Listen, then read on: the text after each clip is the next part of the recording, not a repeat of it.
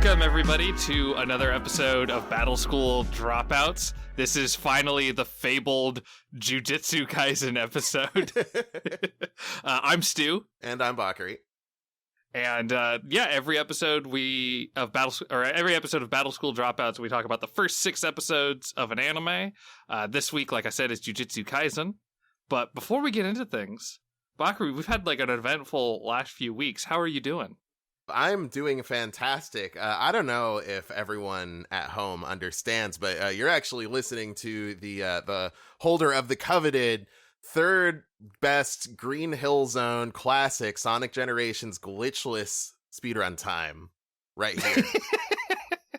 Right here. Yeah, it's up on the leaderboards, speedrun.com, and then go to Sonic Generations, individual levels, Green Hill Zone, classic, no skills, and then turn on the filter to filter out all the glitch runs, and that's me, third place, right there. Damn. And it's so easy to find, too. Yeah. Just do all those things I said for the last 20 seconds. Yeah. So I guess to give a little bit of backstory on all of this, we started speedrunning that one level of Sonic Generations, in this recording's in 2021, early 2021. We started in 2018, I feel like. I think you're right. I think it started, it was either the very beginning of 2019 or mid 2018, because we were watching GDQ, and then we were like, oh, let's we should try to speedrun something, do a little competition, and then we were originally going to go for the whole game, but speedrunning is really difficult and takes a long time and a lot of practice, and we're both lazy and dumb, so we started doing individual levels, and we've just been competing ever since. Well, we kind of accidentally did that first level over and over because we just rather than moving on, we just couldn't accept that the other person had the better time. So we just kept competing. Yeah, you could only start practicing the rest of the game once you were securely in the lead in the first level. That was very important. Yeah. Yeah, because I remember trying to run Chemical Plant and trying to get it down to the level of precision that we had for Green Hill Zone, which is the first world, and it was taking forever. I have 20 hours in that game, and I think I've only beaten the first 3 worlds of God knows how many. There's 9 levels altogether, and then some little side challenges and bosses and stuff you have to do to complete the game. Yeah. So I guess I've gotten a third of the way through in all the time I've played it, but yeah, so it's been fun. So we picked, you messaged me about a few weeks ago that you had a really good time, and it fucking awoke, and it awoke something in me. I've been super stressed out with school this semester and all that. It's been a rough semester, and I was super tired, and every time you text me about Sonic speedrun strats and haha, I got a better time, it gives me such a fucking energy boost. It's better than 10 cups of coffee or something.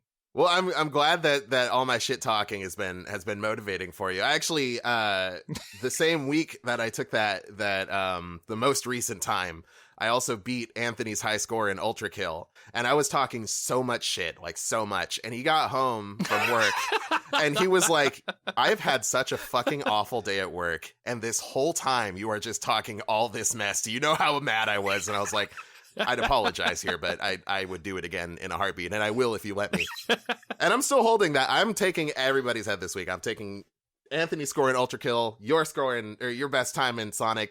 That's it. But if anybody else wants a challenge, I will absolutely throw down, and I will win, because that's just how I'm built. No, I'm really because I remember when we you sent me the leaderboard stuff, and realizing the strat. This is so specific, no one's gonna care. But that when you hit the buzz bomber and you go through the loop, there's the jump pad that you can jump over, and it saves half a second to a second. Yeah. Realizing that, I have an hour-long break in between classes, and the entire time I was trying to perfect that jump, because it's it's tight.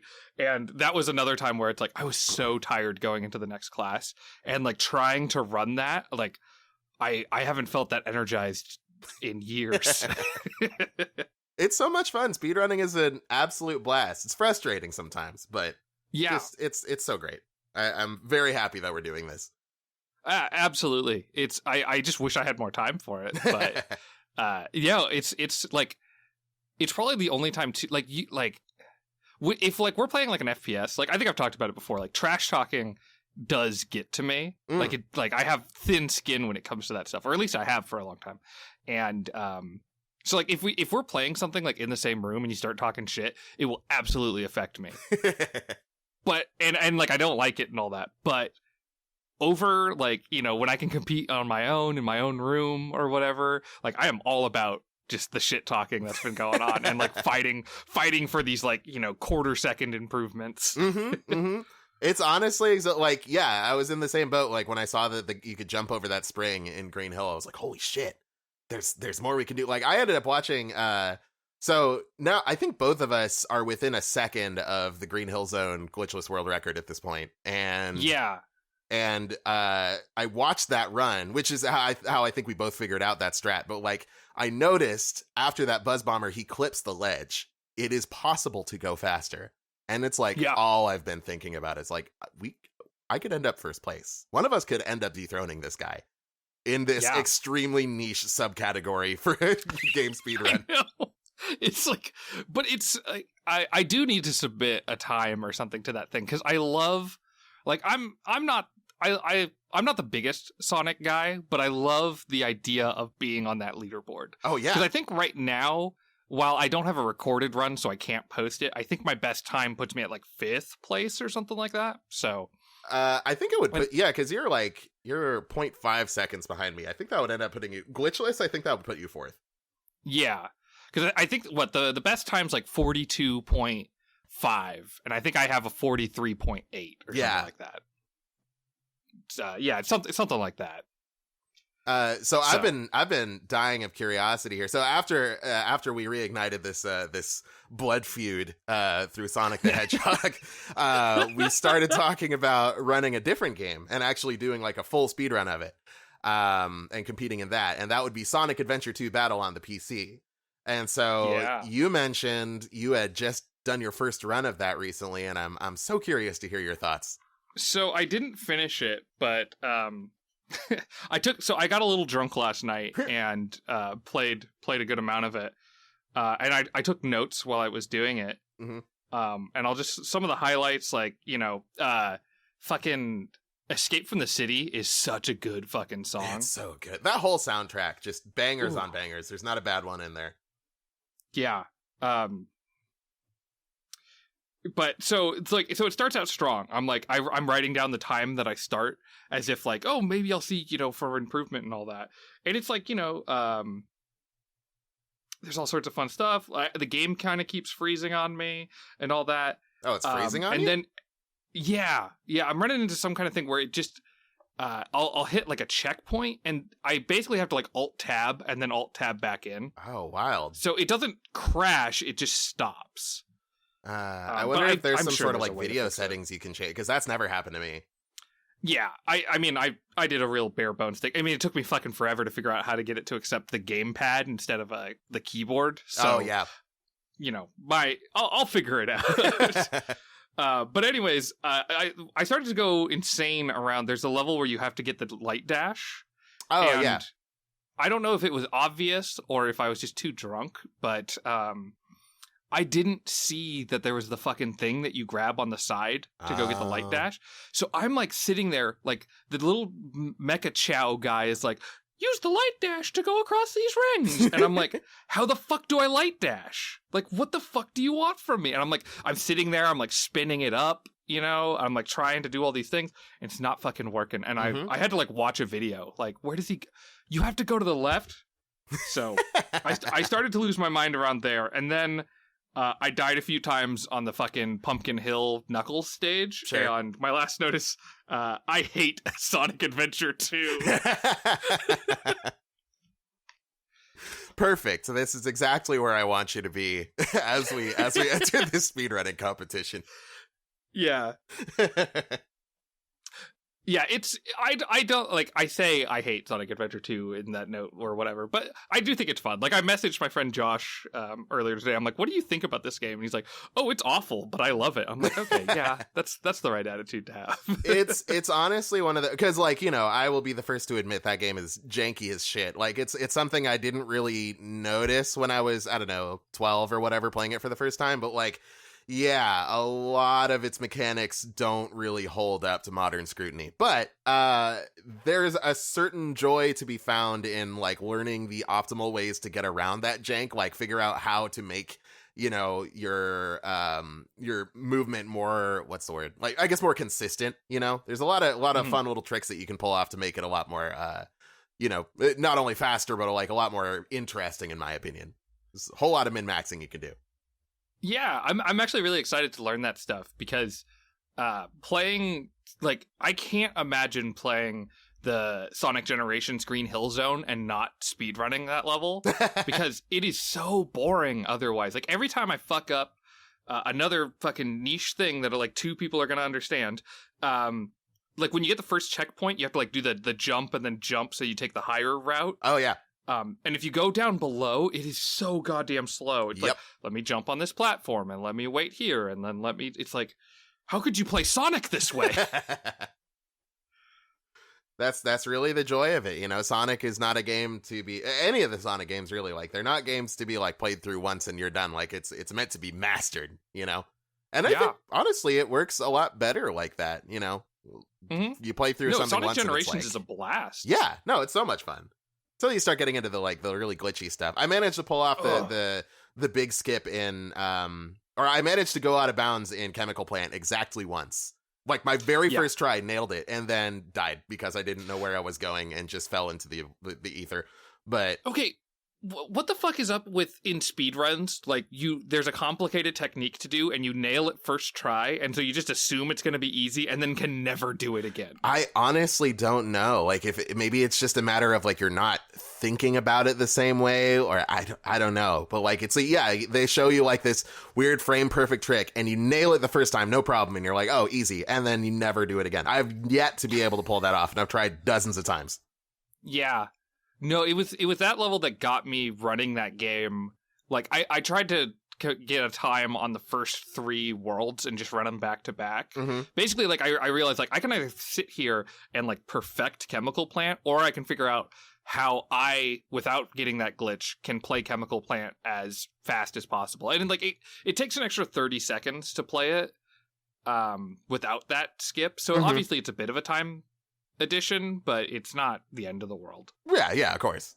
Yeah, ultimately, like, if we were to just do, like, you know, basically what we decided to do with Sonic Adventure 2, because there's, like, that game's very glitchy, and so there's a myriad of ways that you can, like, get out of bounds and do all sorts of fucky shit. So we were just, like, you know, from the beginning, like, okay, no out-of-bounds strats. Let's just, you know, keep it civil, make it so that neither of us has to spend dozens of hours grinding this one particular trick. So maybe, honestly, maybe that's the move in Sonic Generations. Like, we'd have to start kind of coming up with our own strats a little bit. But yeah, if it makes the whole experience more fun. I mean, it's not like we're trying for leaderboards. It's just a happy coincidence that we, you know, hit that one category. I know. Like, we've been competing for this. Like, obviously, like, I don't think we've done much in the last year with the time, but we've been doing this for a while, and it was so funny when you're like, dude, we have, like, the 4th and 5th best times, like, currently. Like, we should be putting this on the leaderboards. I'm like, fuck, I hadn't thought about it. I was literally just trying to beat you. Yeah, no, it never occurred to me. I didn't even realize there was a leaderboard for individual stages. You know what I mean? Like, I never looked into that kind of thing. Well, to be fair, it is fucking buried. Oh, yeah. I mean, you gotta go looking for it. No, I think it would be fun to start running, like, do our own little subcategory of, like, the first 3 worlds or whatever. Sure. Of Generations, and as just a way of, like, building up to playing through the game. Like, let's not focus on getting, like, these fucking perfect strats on Green Hill Zone, but if we can kind of just, like, pace ourselves like this and compete over those first 3 worlds, and then maybe the first 6, and then the next whatever, we could probably get on the actual leaderboards. Yeah, you know? No, totally. Because that's something I've realized now that I've done like maybe 3 or 4 full runs of Sonic Adventure 2 Hero Story, like just, learning the speed runs and stuff. And something I found is like, with say when we're racing in Green Hill or whatever, like if you make a mistake that's going to cost you like a second or two, then you restart. Like that run's dead. Yeah. You're not going to get where you're trying to go. It's no use, wasting the rest of your time to complete the level. In a full game, like my best time is like it's 1 hour, 8 minutes, 58 seconds and 58.54. I have it pulled up. 58.54 seconds. So like if something happens that loses me like even 5 seconds, if I die or something like that, it's not like I'm going to restart because I've been playing for the last half hour. You know what I mean? That would be ridiculous. And like that best time, I told you, like I died several times. There were several tricks I fucked up. Like whole lot of things went wrong, but it's still my best time by a wide margin. So it's definitely a different experience.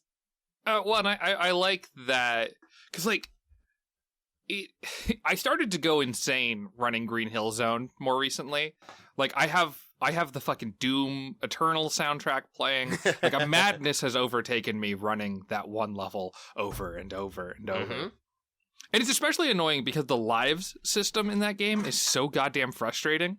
Like when you hit 0 lives, you can't just restart the level. Yeah. So you have to die. And if you like, what'll happen is in that there's all these sections where if you just fuck it up, you go to this lower point and it's like so hard to kill Sonic. That's that's kind of a convention that seems to have carried over from the adventure games, because in Sonic Adventure 1 and 2 you have characters like Knuckles and Rouge who their whole thing is like treasure hunting, right?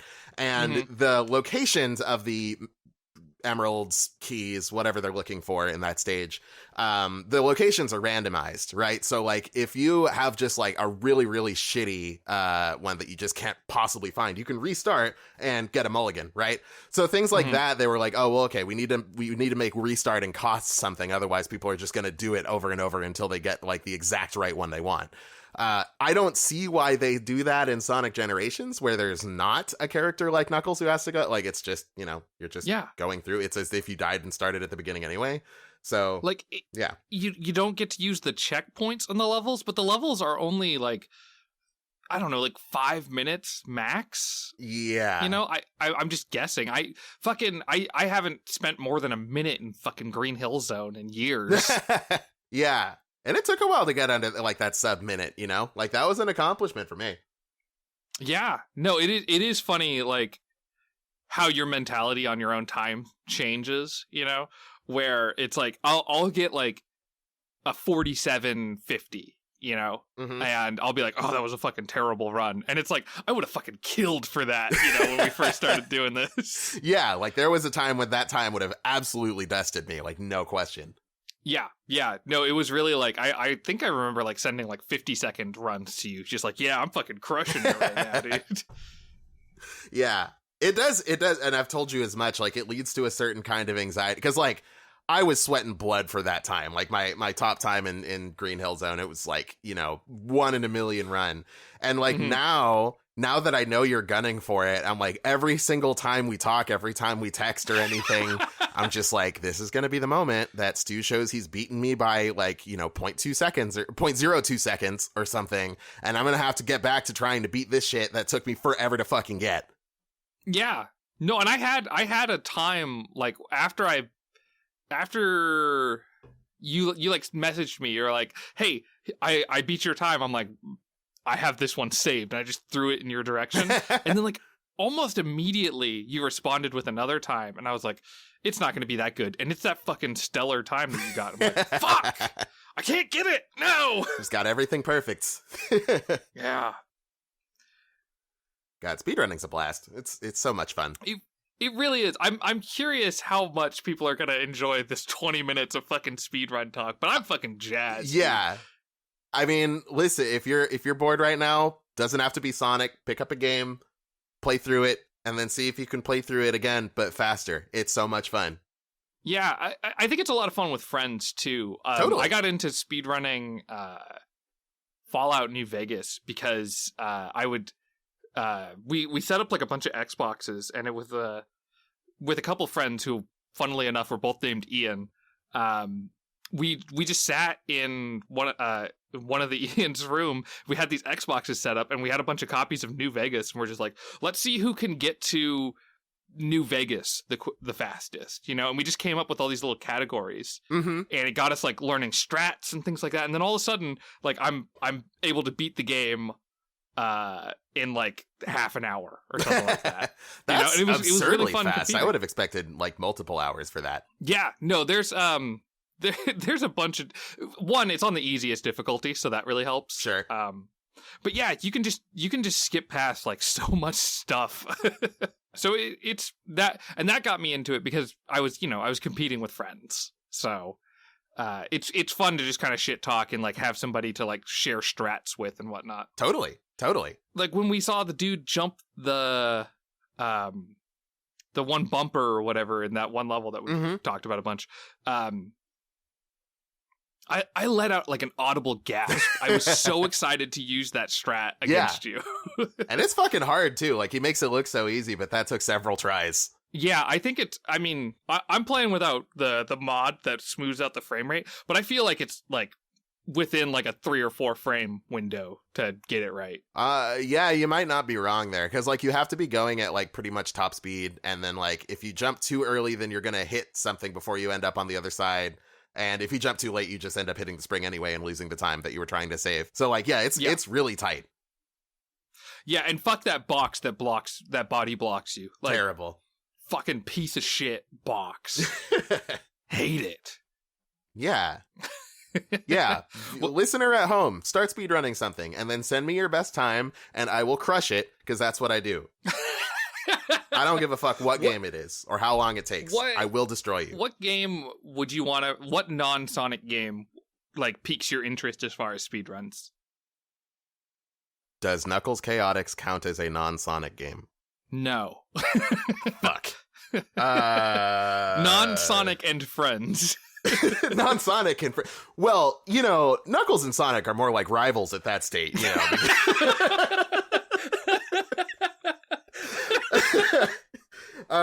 Let's see. Oh no. Oh no. Quite so. He says that when you beat the shit out of him in Sonic Adventure, the first one. Okay, what non-Sonic? I was gonna say maybe a Mega Man game, but people go fucking nuts with those games, so I don't know. Yeah, You know what? Yeah, maybe like Mega Man X4. I feel like I could hold my own in a Mega Man X4 speedrun race. Oh boy, I don't think I've played that one. Oh really? It's a blast. You should absolutely give that a shot.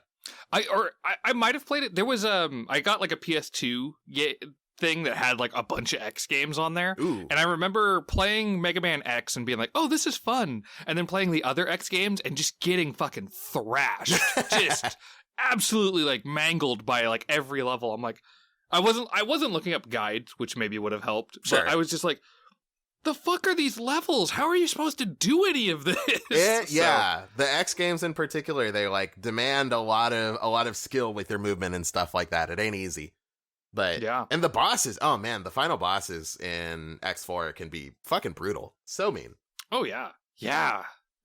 Oh, I could believe it. Yeah, I just remember the entire level kicking my ass, and then I'd get to the boss with like, at best, like 1 extra life, and just be like, all right, try to learn how this guy works. Mm-hmm.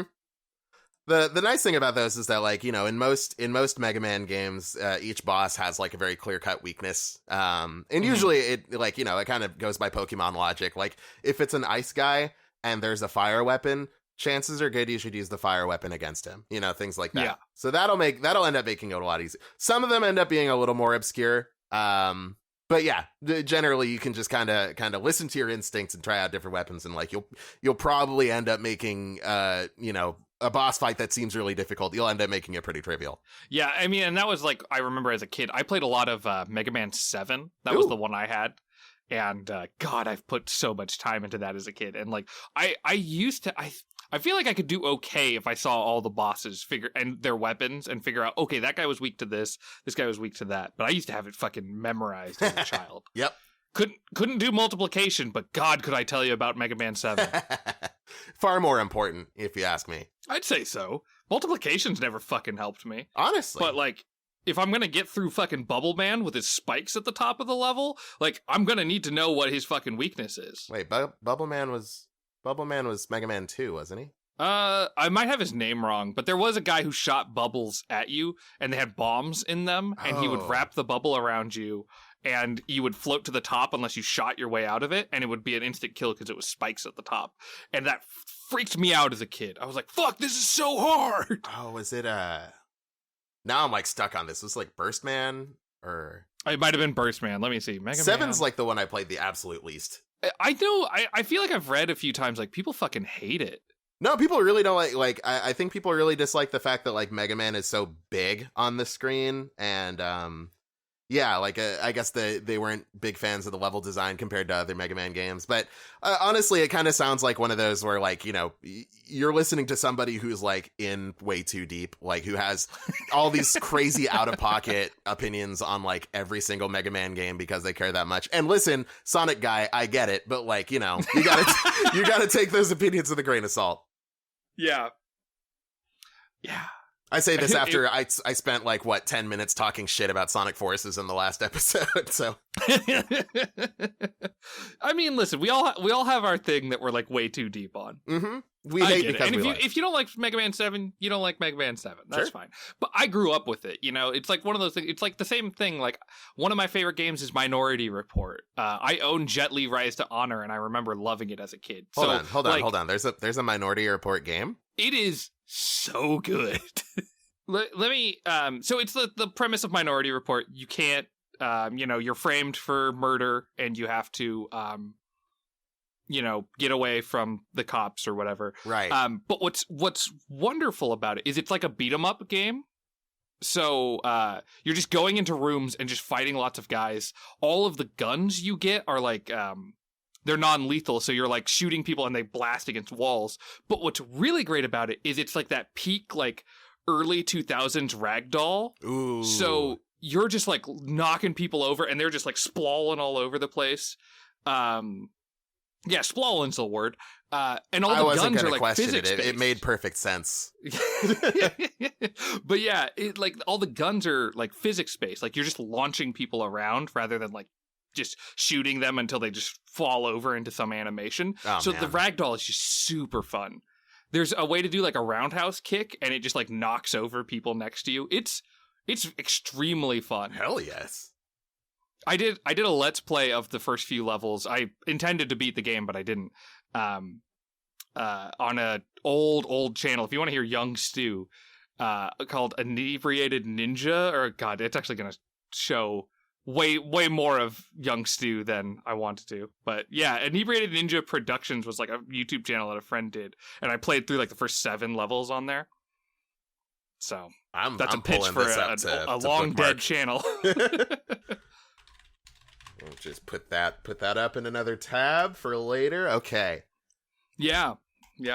That's probably the most successful like let's play thing I ever did. Apparently there's only like a couple, but there are comments where it's like, what happened to this? Where did it go? Why did he stop? The answer is my capture card broke and I didn't want to buy another one. Well, that kind of changes thing, doesn't it? Yeah. I was about to ask if you've been doing anything other than Sonic, but like, why would we do anything other than Sonic, honestly? I know. I mean, I remember Socrates asking that question, like, why would we? You know? No, I've been playing, so I've been doing a lot of school stuff, and that's consumed a lot of my life. Mm-hmm. But in the spare time I have, I've been playing Yu-Gi-Oh! Legacy of the Duelist. Ooh. And it continues my love-hate relationship with Yu-Gi-Oh! Where I'm like, this is a great game. Also, I hate this game. Like, you know, the fucking people just comboing me out. Like, okay, turn 1, I'm going to ritual summon this whale thing, and it's got like 2,700 attack points. Okay, cool. I'm going to put Karibo in defense mode and just kind of hope for the best. And just slowly lose for the next 10 turns. Oh, that sounds like fun. I think it's great. And then sometimes I do it to them. And that's even better. That is the game. I couldn't tell you which Yu-Gi-Oh game it was. I think it was on the PS4 or maybe the Switch. I don't know. Wii U? I don't fuck. Anyway, there was one Yu-Gi-Oh game where in one chapter you end up playing as Seto Kaiba and you have his deck from the first arc, whatever, the Duelist Kingdom, and I played it, and that was when I realized, shattered my illusions that I had from when I was a child. Kaiba fucking sucks at Duel Monster. He has a horrible deck. Horrible. Not a single goddamn spell or trap. It's all just monsters. He's just like, I have the strongest monsters in the game. Like, dude, Sakuretsu armor exists. Raigeki exists. There's so many ways to kill a Blue Eyes White Dragon. Unless you get the hit off, then you're fucking useless. You have to tribute 2 monsters to use it. I was heated. I could not believe how I'd been lied to as a child. I shit you not. I'm on the battle where he summoned the Blue Eyes, like, 3-headed dragon. Oh, the Blue Eyes Ultimate Dragon. Yeah. Yeah. Value crime. That's horrible. 4,500 attack for 3 Blue Eyes. You have to tribute 6 monsters. Yeah.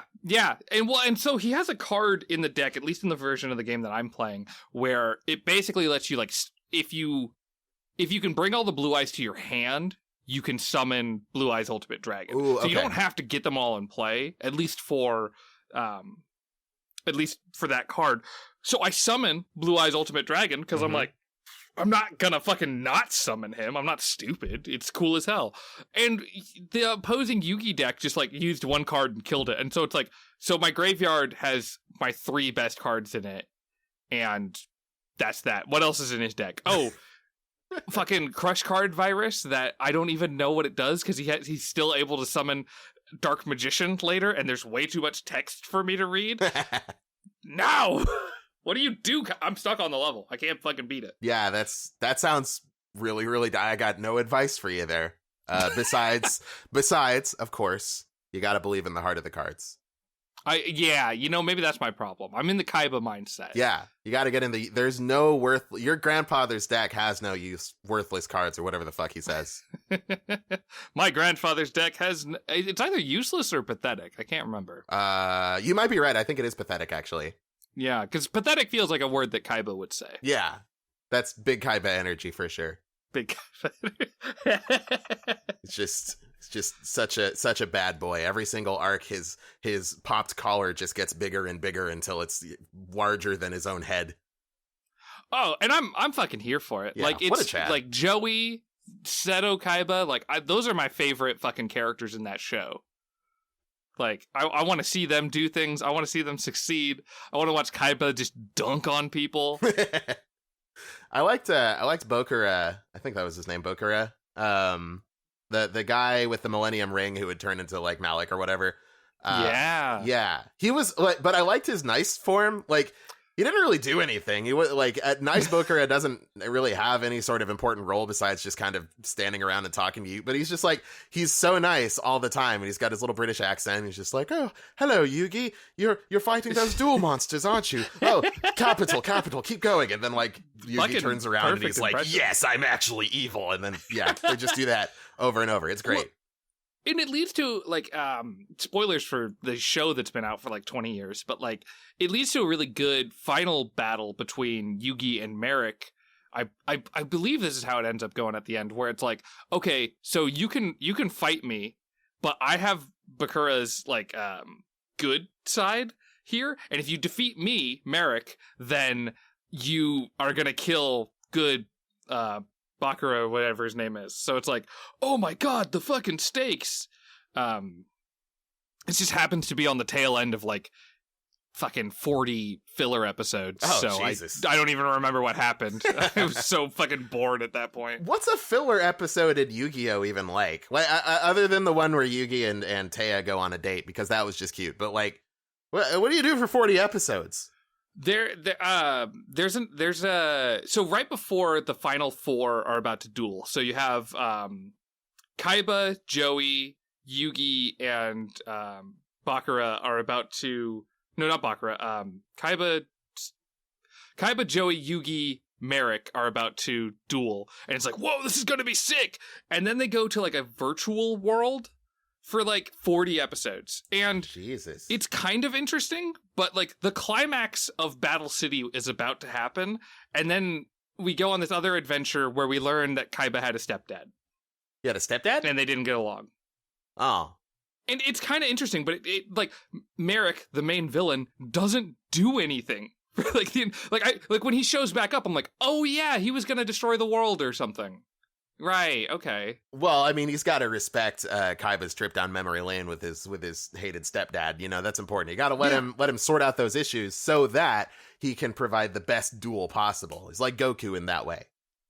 Yeah. Yeah. And there are a lot of great duels in that series. It's just they're on the backs of these fucking like pointless fucking arcs, you know? Like there's a battle between Joey and Kaiba in Battle City, and it's a good duel, but I don't give a fuck because Yugi is about to battle the guy who's gonna like destroy the world or something that they're being really non-specific about. Oh yeah. So it's like, I don't care about this. It's the episodes, it's literally called like, it's like 5 episodes and it's like the battle for third place part 5. I'm like, I don't care. I don't care about who gets third place. I honestly dream of a future where, like, you know, such life and death conflicts are resolved with something like a video game or a card game or something like that. Like, everybody just has to get super fucking good at Mahjong because that's what determines the leaders and rulers of the modern world.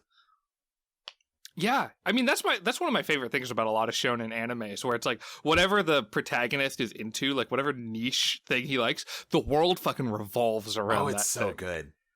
Yeah. Like, honestly, if you can pull that off, like, I will happily watch the whole fucking thing. Like, have you ever seen Yowamushi Pedal? No. It's an anime about cycling. It's about this kid, couldn't tell you his name, but he's a big nerd and he loves to ride his bike to Akihabara to, like, you know, buy all of his fancy games and figurines and whatever. And it turns out that's a hella long ride, and he's got a super shitty bike, so he's just got like Superman legs. Like he's just the perfect cyclist because he's conditioned himself with these like hellish conditions specifically to buy anime figurines. And so he gets into cycling, and there's a villain in it who, like, he doesn't do anything really like evil. He wants to ride his bike faster than the other guy. But at one point he unleashes his evil plan, which is he rides up next to one of the competitors and he says, "Hey man, I don't think you've heard this yet, but your mother just collapsed and they're taking her to the hospital right now." And the guy doesn't like get off his bike and call his mom or anything. He's just like, this guy's probably full of shit. But is my mom okay? And he ends up losing because he's distracted. It's the best. I love these super niche villains, like somebody who's trying to control the world with children's card games. Or cycling or soccer or whatever, anything like that. You do that, I'm 100% on board. Yeah, you got to have a good villain. I feel like that's an important thing. To just shonen in general, whether it's serious or about some niche topic. Like, the bad guy needs to be somebody who you want to see get defeated. Totally. You know, like when like first episode of Yu-Gi-Oh, when Kaiba is being an arrogant asshole, like you want to see him get defeated. Yeah. You know, he sent Yugi's grandpa to the hospital because he dueled him so hard. Because he dueled him so hard and ripped up his Blue Eyes White Dragon. There's only 4 of those in the world. Shit. Yeah. No, that first episode of Yu-Gi-Oh is chef's kiss, perfect shonen intro. God, do you remember like the first time you ever saw that first episode? Like I was taken aback by how fucking radical the first episode of Yu-Gi-Oh was as a small child. Yeah. No, I used to do a show thing called Good Bad Dub. Oh yeah. And I would like create a terrible dub of anime episodes, and I would end up watching these episodes so many times while editing them that I grew to hate them. And Yu-Gi-Oh was the only exception. That's where my like insane love of Yu-Gi-Oh comes from, was watching that first episode over and over and being like, no, this is perfect. This episode is amazing. Yeah, do you remember the episode? I think this is in like it's either like Very Late Duelist Kingdom. Yeah, I think it is. It's Very Late Duelist Kingdom. Kaiba has the prototype duel discs where they actually have to throw the thing, you know? And yeah, and he's battling with Yugi and he's about to lose, so he steps back onto a ledge and he's like, if you do this attack, you'll win the game, but I'll end up falling off of this cliff because of the residual shockwave or whatever, and I'll fucking die. Like, he was so about that shit that he was ready to throw his entire life away to win this card game. I aspire to that. I will die before I lose this Sonic challenge. I hope you know that. Like, Stu, you're about to beat my time, and if you do... I think it's what makes Kaiba such a good villain / like anti-hero or whatever, is like, to a comical certain level, anything that he's into, he believes in 100%, and he looks down on people who don't have his weird level of conviction, you know? Like, whatever he's doing, like, whatever you're doing, you should be the best at it. And if you're not the best at it, you suck. Words to live by. Like, get good. It's an ideal role model, Seto Kaiba. I think it's in one of the movies or something. There's a part where he has like a water bottle and he like crushes it in frustration and throws it on the ground and is like, that bottle broke too easily. Fire whoever designed it. Like, chef's kiss. Love that man. Beautiful. Beautiful. Top tier character designs right there. I'm trying to think if I've done anything besides Sonic lately. I've been playing more Hades recently. Oh. Yeah, I'm up to like, I think 16 or 17 clears at this point. Oh shit. I don't want to spoil anything, but like, you know, it honestly, looking back on it, the first clear kind of still feels like the first third of the game. You know what I mean? Like, there's so much that is left to unfold as you continue playing through it. It's really, really well done. I like that game quite a bit. Not that I need to convince anybody of its quality at this point. I mean, it's fucking... No, I think it's a pretty niche opinion to say that Hades is good. Yeah. I mean, hot take here, ladies and gentlemen. I think Hades, pretty good.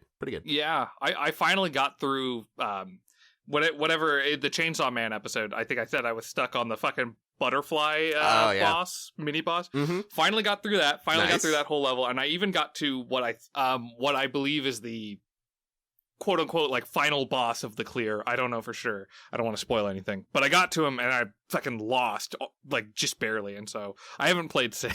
I get the feeling you're probably right about who the last boss is because they make it fairly obvious. Yeah, that's a butterfly ball too. Yeah, the second butterfly ball. That's the yeah. It's the tiny vermin in the Seder tunnels. That's definitely the last boss. Yeah, very tough. That's really like the ultimate, like, were you actually thinking when you assembled your build? Because if you just got a lot of nonsense or just focused on getting big numbers, like, hey, the last boss will fuck you up quite a bit. Yeah. No, I almost had him, and it was with a build I did. It's like, I don't know, like a joke. Like, I had the shield, and I don't remember what upgrades I had, but it was like I could throw the shield, and I just did like a ton of damage. Like, I had all these buffs on it, and I was like, so I just have to keep throwing the shield. That's my only fucking strategy. And it almost worked.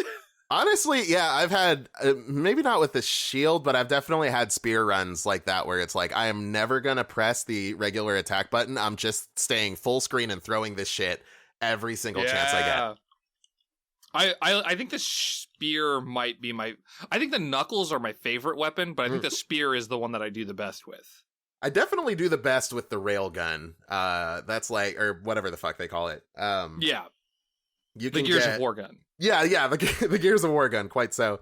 There's like a lot. There's of course there's a lot of upgrades you can get to the special, like the little grenade that it launches, and then I also get the Dionysus spell or cast or whatever, where it's also a grenade, and so it's just nonstop explosions of just pressing like special grenade, like constantly. And so I don't need to aim or think or anything. I just do that until everything in the room is dead. It's perfect. Works every time. I've gotten that combo too. It's really because it's what, like the hangover condition or whatever. It's so good. Yeah, you get the hangover on that. No, it's the haze, the party haze or whatever on the cast, and then hangover on the special. Oh, yeah.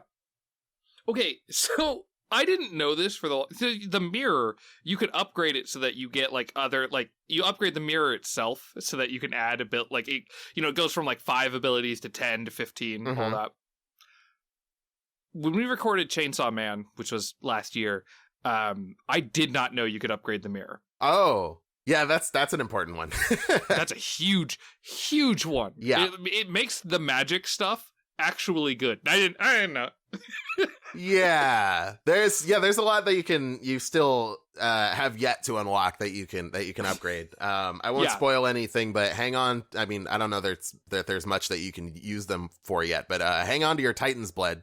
Get as much of that as you possibly can, because that'll be invaluable pretty soon here. Yeah.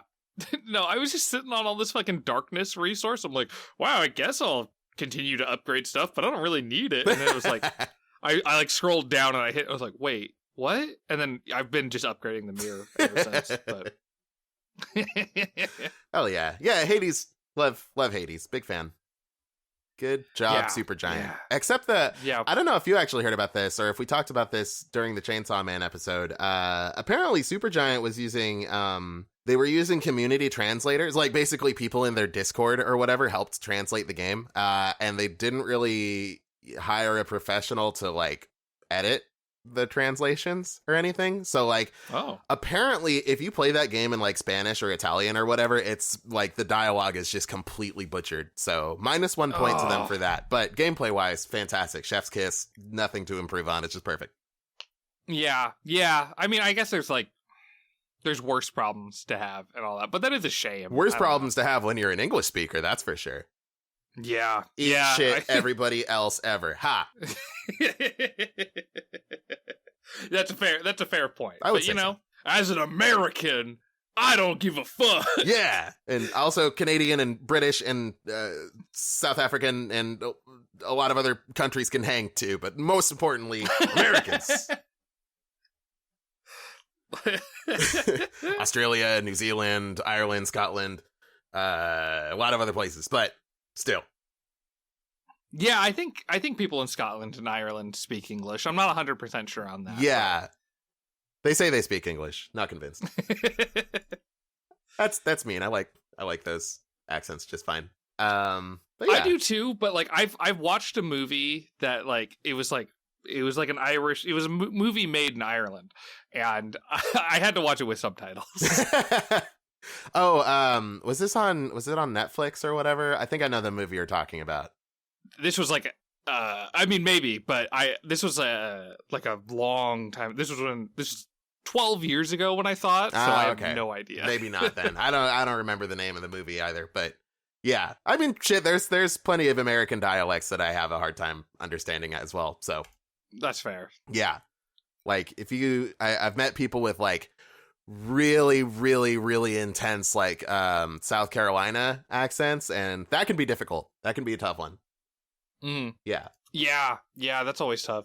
Yeah, I always struggle a bit with that kind of stuff too. Like I worked, retail for like 8 years, and if somebody came in and like they had an accent or something that like I have kind of bad hearing, just from I used to play the drums, and when I would practice playing the drums, I would use my iPod and play along with those. Oh yeah, which meant I had to crank up my iPod all the way, so I blew out my fucking hearing in high school.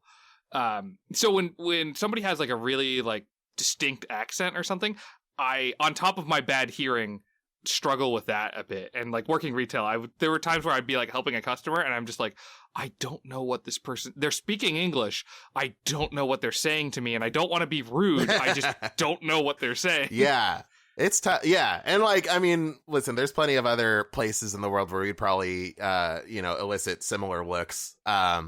Like I have plenty of relatives in Gambia, West Africa, and like the main language in Gambia is English. Like, they speak tribal languages and stuff too, but like most anybody you meet in Gambia will like at least know some English. So I have plenty of my cousins and uncles and stuff like that who have grown up speaking English their whole life, and like I'll talk to them and they're giving me this look like I'm growing a fucking second head. Like, what the fuck did you just say to me? I'm like, oh, sorry.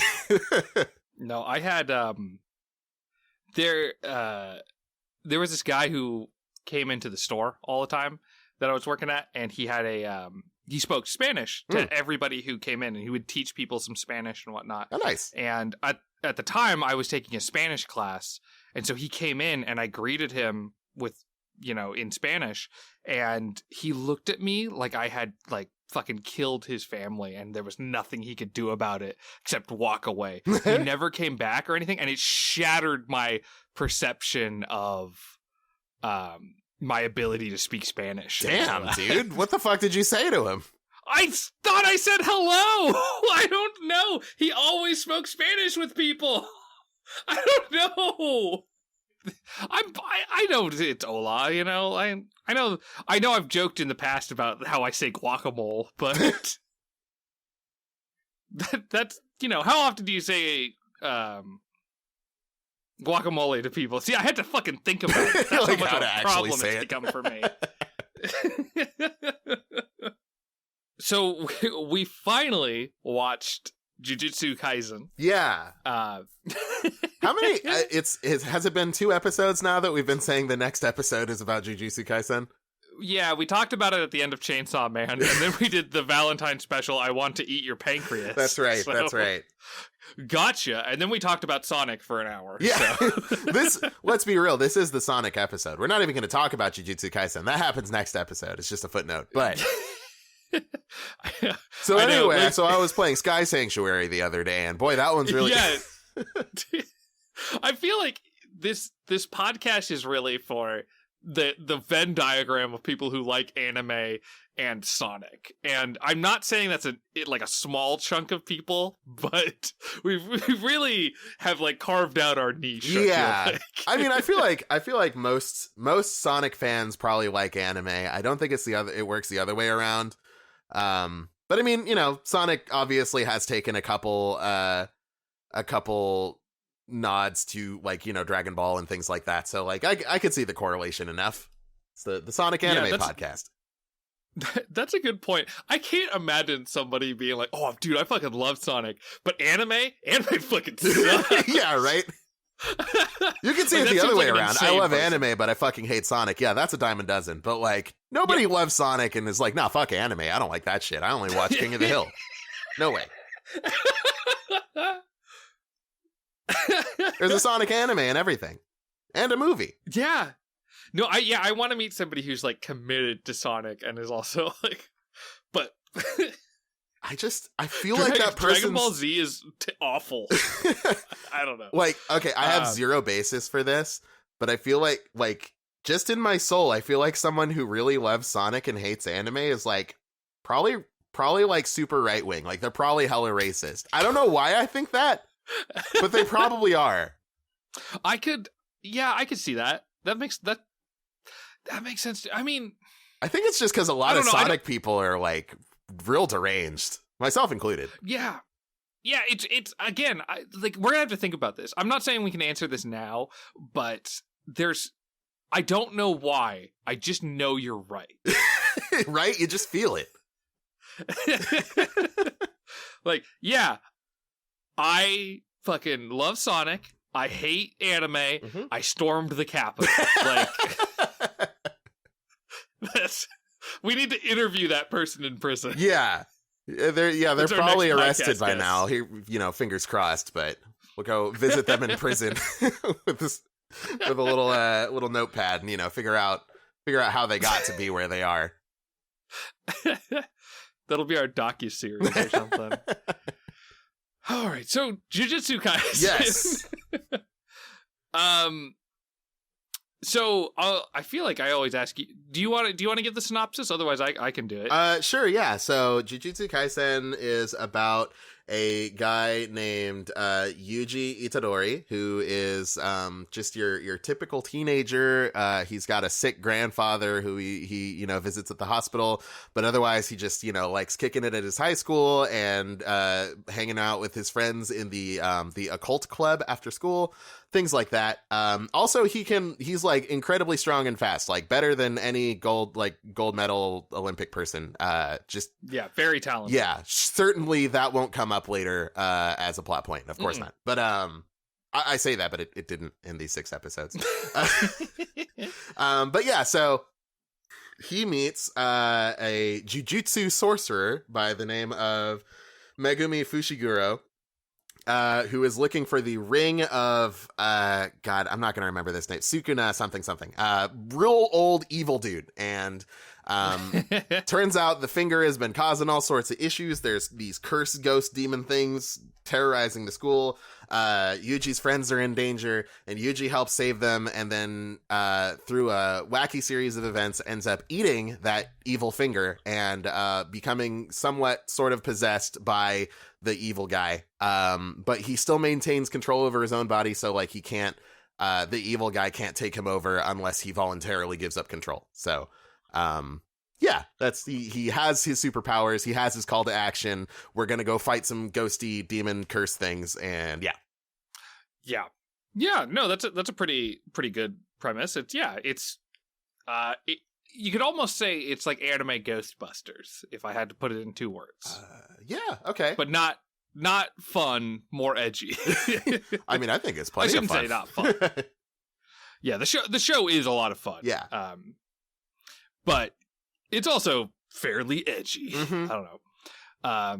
So I guess, yeah, like we always do, what is your general impressions of the show, having just watched the first 6 episodes? I really, really like it. I don't think that, and I think I said as much to you while we were watching it, like, I don't think that this is particularly like Bleach. Like, in kind of broad strokes, it's more or less the same. Like, you know, spunky high schooler gets superpowers, has to fight demon things. But beyond that, like, I wouldn't call it Bleach-esque, but I would say that Tight Kubo would probably fuck with this a lot. Like, he'd probably really like it. It's got a really cool style. The soundtrack is great. The characters are fun. The action and animation in general is fucking phenomenal. Yeah, it's great. What do you think?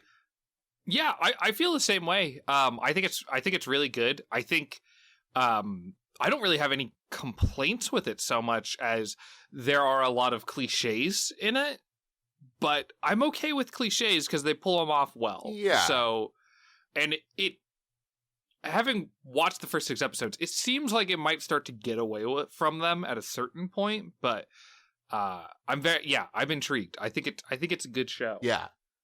Yeah. I'm curious to hear what cliches you're talking about there, but maybe that'll come up in the episodes. Yeah. I mean, just generally speaking, like, they go to a school, you know, like they're, you know, where it's like, this is a fucking ghost curse school. Oh yeah. And you know, the lineup is, you know, two guys and one girl, and the one guy's like really positive and fun, and one guy's kind of dark and a little bit edgy, you know, and I feel like it's a lot of stuff that we've kind of seen before, but they're still, again, they're pulling it off very well. Okay, I see what you mean. Yeah. Yeah, I mean, I don't really necessarily consider any of those tropes like to be a bad thing, because, like, you know, a trope is just like noticing common patterns amongst like different media, right? So like, yeah, I think they are definitely they feel like their own characters. I never like, while the Yuji, Nobara, and Megumi trio does feel very similar to like Naruto, Sakura, and Sasuke, they do feel like their own characters. They just kind of have a similar dynamic between the 3, you know? Yeah. And that's just me maybe being a little bit nitpicky with like an issue I have. I think overall, like, very solid. Like, spoiler alert, I loved these first 6 episodes. So yeah, fucking great. And also, fantastic theme song. Just wonderful. So good. Yeah, I listened to it again. We took a little break after watching the first 6 episodes, and I listened to the theme song again. It's so good. The ending is also very great, but like, we don't get that until episode 2, unfortunately. Yeah. And I feel like a lot of the music side of this show is really good. Like, the theme song has that right combination of like, it's exciting and it builds up, and then like it hits like a chorus or something, and it's just like, ooh, this is so good. The intro is timed really well with what's happening. Totally. Chef's kiss. Great opening. Yeah, I sincerely hope at some point in the show that, like, you know, during a big showdown with whoever, the theme song comes in, and then, like, you know, shit starts going crazy at like when the chorus comes in.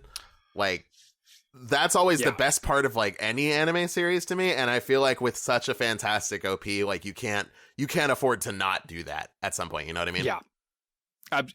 It's to the point that I need it. If that doesn't happen, I will feel like I'll hold it against the show. Yeah. You know, I'll be like, this show's great. However, they never did this thing. Yeah, and that's where they potential. fucked up. Yeah, absolutely. I'm not furious. I'm just disappointed. Mm-hmm. Brought it full circle. I will be desperately attempting to work it in a third time on this podcast. I believe in you. Okay, so let's talk about episode 1. So in this episode, we get an introduction of the characters. We learn that Yuji is like really talented, and but oh no, the occult club opens a thing that they shouldn't have opened, and they get exposed to these cursed. They're basically like demons, and it's up to Yuji and this other guy he just met, named Fushiguro, I think. Yeah, first name Megumi. He also goes by Megumi. Yeah, I saw both names used throughout the show. It's up to basically them to fight it, and in the process, he ends up swallowing the finger of I have the name, Sukuna. Yes, who is this very powerful bad dude. But he had 4 arms, so he had 20 fingers. And if the fingers are these incredibly cursed objects. So, he swallows one of them and gains superpowers. I don't know. That's the basic premise of the episode. Yeah. We're gonna break it down a little bit more. What did you think of this episode? I thought like overall, I think this at least for the first 6 episodes, I think overall this series has really great pacing. And episode 1 is like very indicative of that. Like we get a really good idea for who the main character is. Like the fact that he's like skipping out on time with his friends, or like setting up his social life in such a way that he can be there for his grandfather, like really shows a certain part of his character, and how his grandfather is always like, don't come visit me. You should be hanging out doing club activities or whatever. Like that bond between them is really evident really fast. The action in the first episode is great. We get introduced to like the kind of core of the plot, like these guys versus the demon, the curses, all that. Yeah, great way to reel somebody in and keep them interested for what's going to come in the later episodes. Fantastic. Yeah, absolutely. And it's like it's such a good introductory episode because it hits like all the right beats. It's not overly explanatory at this point. Like they're not explaining, a lot of shows like try to sell you on their premise through a lot of exposition, and maybe they're a little bit lower budget or just poorly thought out or something like that. But this show really kind of like sells it on its merits, where it's like, we're going to have these fun characters, which I was pretty surprised by. Tim from the Chainsaw Man episode, he talked about the show. He really likes it, but he was like, yeah, it's pretty edgy. So, and I was surprised to see, especially in this first episode, how many fun things kind of happen. There's all these like cutaway gags and things like that. Yeah, totally. A lot happening in the background. Yuji in general is just a really fun guy. Like he's got that the right sort of like laid back attitude where like you don't think of him as like particularly lazy or mellow. He's just cool, and I very much like that. And he's a good contrast to this kind of darker world that's going on. Like there's these cursed demons, there's all this really serious stuff, and here's this like very fun guy who's just trying to do the right thing. Totally. But the fucking star of this show is like, so you got these fun characters, you've got all this good animation and stuff like that. The action scene towards the end of the first episode, I did it once before and I'll do it again. Chef's kiss. So good. Yeah. It's Studio Mappa who's done, I know, I'm going to fuck up the name, but Doro Hidoro is it's on Netflix. It's like got that weird Netflix animation, but it's Studio Mappa and they fucking kill it on it. And the action in that show is really good. I would argue even better in this one. I actually haven't finished Doro Hidoro, the anime just yet. But yeah, like it's as you said, like Studio Mappa has really like, and I guess they're not like, I just actually looked them up and they only started doing stuff in 2012 apparently. Oh shit. Yeah, but they have really stepped into a class all their own as far as animation goes. I mean, Even like, you know, they did stuff like Punchline, they did stuff like Yuri on Ice, they did Kids on the Slope, all this Hajime no Ippo, like all this stuff that's like really, really great. If not fighting, then like, you know, just cool action stuff. Like as far as showing people doing like cool dynamic action stuff, regardless of, you know, what context it is, like they absolutely kill it every single time. And this is not even just no exception. Like this is a shining example of that. Like every time somebody goes to throw down, it's fucking fantastic. There has not been a bad or boring fight yet. Yeah, the impacts all hit really hard. The motion is super good. They do this kind of like rough animation kind of thing with like the character outlines when they're moving really quickly, and it gives it this like kind of sense of like intensity as they're moving that I love. Oh yeah, you know, they're killing it on movement and action. And as a guy who only vaguely understands how like animation budgets and whatnot work, they seem to be doing a really good job at minimizing the budgetary costs of the parts that aren't action. You know, like they'll have parts where somebody's explaining something and they cut away to basically what is just a still image that with like a slight animation to it, you know, and it just it works, you know. It doesn't seem like it's super expensive to do, but it adds to that scene. It adds to the exposition that's happening. Yeah, they really seem to know what the fuck they're doing. Yeah, and they always do it in such a way that like in those moments it doesn't really feel like cutting corners, you know what I mean? Like even if it's something that like theoretically probably didn't take as long to animate as something like, you know, some crazy punch sequence or something like that, even though it's like, you know, easier on the animator, like how many drawings they have to do, like it's really, really well thought out and well framed and well timed and everything that you don't even think about it like that, you know what I mean? Whereas like, you know, there's others like say One Punch Man season 2, like where every time you see a character just standing perfectly still, only their mouth is moving against a static background for like 30 seconds. It's like, yeah, they just didn't have the time or money or manpower or whatever to actually make this good, right? So they just had to do that. Yeah, because the show doesn't feel cheap when it does these like, you know, budget saving things. Like I had to look for them with like the mind on like, oh, that's a really smart way to probably save some money. So smart. Yeah, really. Very smart show. Totally. But yeah, episode 1 is fantastic. I like it's, you know, it builds up. There's some good action. There's some really like the when the grandpa dies, the following parts are really well shot, where he has to like tell the nurses that his grandfather's dead, and he's like holding back tears and things like that. Just really like well paced, like really good shots of what they show during those parts. Yeah, it's good. I also really like during the grandfather's death, where like basically the grandfather's last words are like sort of the core mantra of like, you know, what Yuji's going to be working towards as a character is like, you may not be able to save the world or help everybody else, but like, you know, at least try to help the people around you, do what you can, and like, you know, at the end of your life, die a worthwhile death or something like that. And that's something that he's constantly like repeating throughout. Like, I think he probably mentions or calls back to that like each and every episode, or at least very frequently.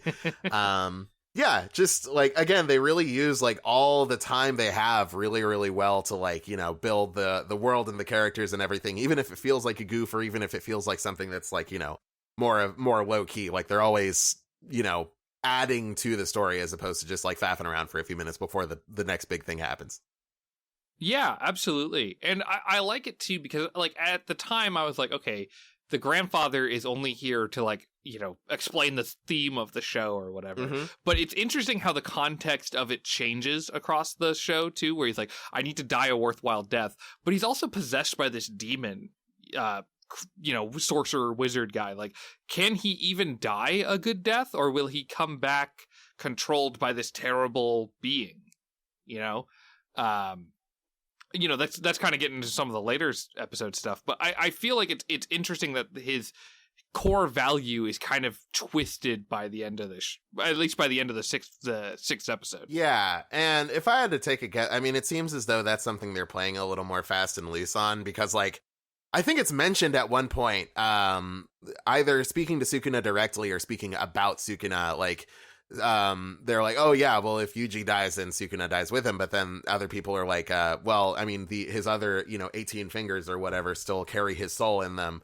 Yeah, so like, but then later on, Yuji goes like, hey, I know you don't want to die, so let's not, die together in this place. So like, I don't know how that's gonna go on and affect it, and if they're going to, harken back to those things when they actually like lay out how this all works. But I'm interested to see how that dynamic carries on. Yeah, I feel like they've got a lot of room to play with it, and they're willing to, I don't know, like kind of like cut to some hard stuff. Like the show apparently, like the first few episodes get kind of edgy by the end of it, but it feels like they could really push things as time goes on. Yeah, totally. Ooh. But first episode's really good. I like at the end. So this is the other thing with the show is that there's these fingers of this powerful sorcerer, Sukuna, who's like, if you swallow his fingers, he'll like possess you, but you also get his power. And what makes Yuji impressive is that he can hold back the possession. He swallows that finger like it's nothing. Like if I had to swallow a human finger, I'd take a second. He swallows it like it's like a whole fucking hot dog, just like, oh, there it goes. I mean, like we've talked about, there's guys out there that can do that. Yeah. No, we got thinking about when he swallowed the finger, we got talking about that video where the dude like swallows hot dogs and spits them back We're out. gonna go viral with this one. That noise he makes is just going to be fucking etched into my memory for all time. Just that like, what? It's so good. It's so gross. I feel like that, I don't want to say, maybe we just ruined it for other people, but like, I can only think of those fingers as hot dogs for the rest of the show. That's the real sorcery here. This hot dog shooting. Number one hot dog shooter right there. Can you wait in the YouTube? You can put like, I know it's usually static images, but can you put like a little like animation of that guy doing his hot dog thing in the corner, like while we talk about? Hell yeah. Well, the only thing to avoid, like to make it fair use, we have to review it real quick. So I'll just say like, wow, that guy's really good at swallowing hot dogs whole and then also spitting them up. He sure shoots a mean dog. Honestly, if he knocks on my door right now and asked me to marry him, I would say yes. Yeah. I mean, how could, and then he would hawk up a hot dog that has a with a ring on it. Oh God. Well, you want to get into episode 2 or you want to take a minute? Yeah, let's do it. Okay. Episode 2. What the fuck happens in this one? So this one is where we meet, I didn't actually write down his name, Gojo. Yes. Who's a wonderful character. He's like the mentor of the show. He's 2 great tropes combined into one. He's got a blindfold on, but apparently vision is no problem for him. And he's also like very powerful and very casual. Yeah. And it's just, it's such a wonderful combination. When possessed Yuji tries to fight him, and he's just dunking on the dude the whole time. Like he throws a punch and then like the guy just teleports out of the way. So good. I love Gojo. Yeah. Gojo. Yeah, the part where like possessed Yuji throws a punch at him and he like does the whole, teleports behind you thing and then like says something like because Fushiguro is also like hanging around there and he's like, my student's watching right now, so I'm going to show off a little bit. I hope you understand. Like that is such a cool line. This is I love the cool, martial arts sensei type character like Kakashi from Naruto, and like this dude may be the coolest one. I don't know. I can't think of a cooler one. I'm with you. Because I'm a big My Hero fan, and I love All Might, who kind of fits that mentor level, but it's a very different kind of feel. Yeah. Like, this dude is very confident and hasn't even shown off, I feel like, a quarter of his power. Totally. I like All Might as well, but like he could stand to be a little more, and like it would undermine his character to do so. But like, if he was if he was like 50% more casual about what he was doing. Yeah. it'd be great to have a part where like All Might just dunks on a dude hella hard. Yeah. But yeah, that's this dude. He's the All Might of just dunking on people. But so his whole thing is he is there to kind of test to an extent Yuji and his ability to withhold Sukuna. And then and so the rest of the episode is him kind of saying like, okay, you're gonna come to this special curse school where we're gonna like train you in fighting curses. And this is kind of where like what I was saying about the cliches, like, okay, of course they're going to a school where they're going to learn how to fight curses. Like every fucking shonen anime does this, where it's like, what's the thing you're into? You're going to the school that is about that thing. And I rolled my eyes a bit, but I do like it. Like they don't do a bad job with it. So it's not like it's a bad thing that they go this route. It's really the easiest way to like establish this ensemble of characters. You know what I mean? Like you've got so many different characters with all their different powers and weapons and styles and all that stuff. Like it's a real like fighting game roster kind of thing. It's kind of like how I judge like an ensemble cast like this is like, would I want to play a fighting game starring these people? And yes, I absolutely would. It's fantastic. But yeah, it's an easy way to get there. It's a good way of establishing like power hierarchies too. Like you can have moments where they explain things to the students. You can show that like the professors, the teachers, and like there's even the principal in this episode. You can kind of establish like, oh yeah, they're more powerful. Why? Because they teach at the school that the powerful main characters are learning from. Yeah, no, that's a really good point. That really like, you know, it kind of it basically establishes the same thing that stuff like power levels do in like Dragon Ball Z. Like, you know, it gives you a really easy shorthand for who's going to like, not only who's going to be more powerful than who, but like why it matters when one person ends up besting another. Like, you know, when Yuji ends up doing something cool at the school later, then people are going to be like, what? He's only a first year. How can he have so much power? Or something like that. You know what I mean? and that makes it hit harder. Exactly. And you know, like, spoilers for episode 6, but you know when, like, Gojo is, or did I say it? No, when Gojo gets into a fight with a guy, it's like, oh, this is going to be a fucking serious fight. Because we've seen the fights previous, and we know Gojo is more powerful than the characters we've seen already.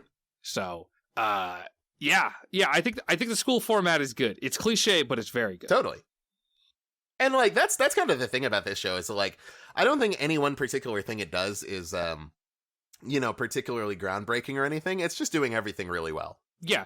And if you want to fault a show for like having cliches, like I don't think you can do it with this one. It's like, sure, there's cliches, but it's doing them all really well. Yeah. So episode 3 is where we introduce the third character of our trio of heroes. Let's see, her name? Nobara Kugisaki. Kugisaki, yeah. She's a really cool character. I really like her design. Like, she seems like a very, like, tough person. Yeah. Like, the way they kind of, like, build her out and whatnot.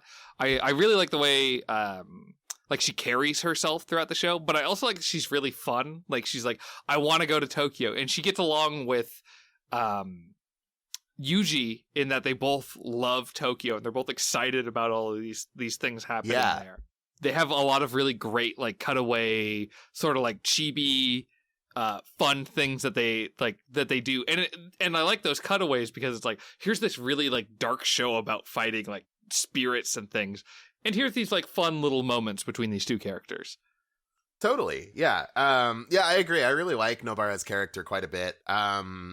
I especially like how, like, out of the bunch, she seems like kind of the most overtly tough one, but they don't depict that at the expense of her femininity. You know what I mean? Like, she's not this, like, she's not somebody who's like, I'm not like other girls, or like, you know, does the whole, like, you know, I don't want to be girly kind of thing. Like, you know, she has plenty of moments where, like, you know, she's sort of indulging in that feminine side of herself, but at the same time, like, she'll fuck you up in an instant and not feel bad about it, you know?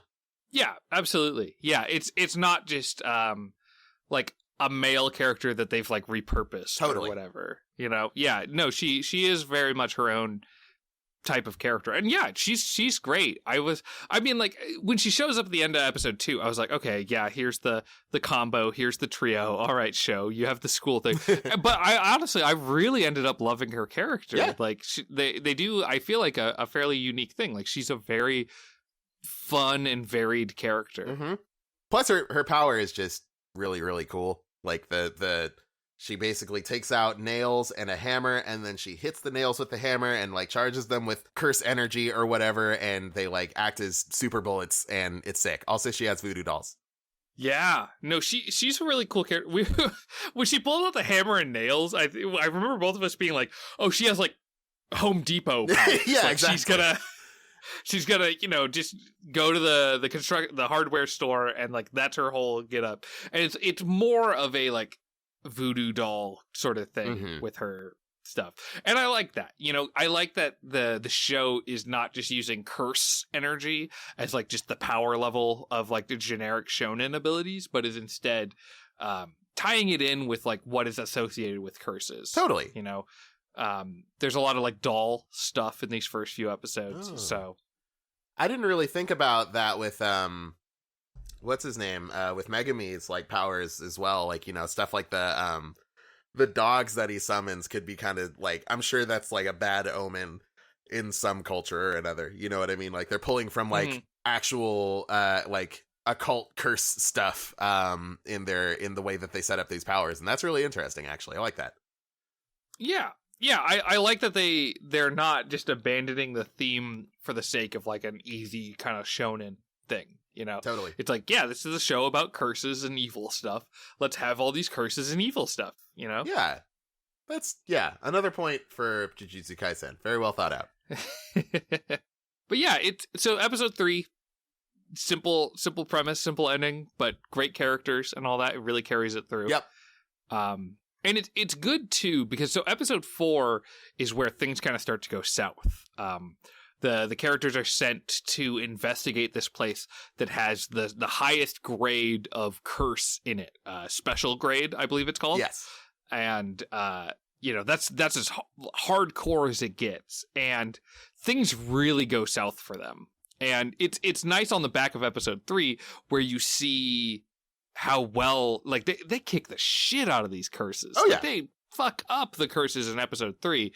But episode 4, yeah, things are fucking hardcore. They're like one of their advisor is basically like, if you encounter the special grade curse, either run or die. Like, don't fight. Yeah. Like, you're not gonna win.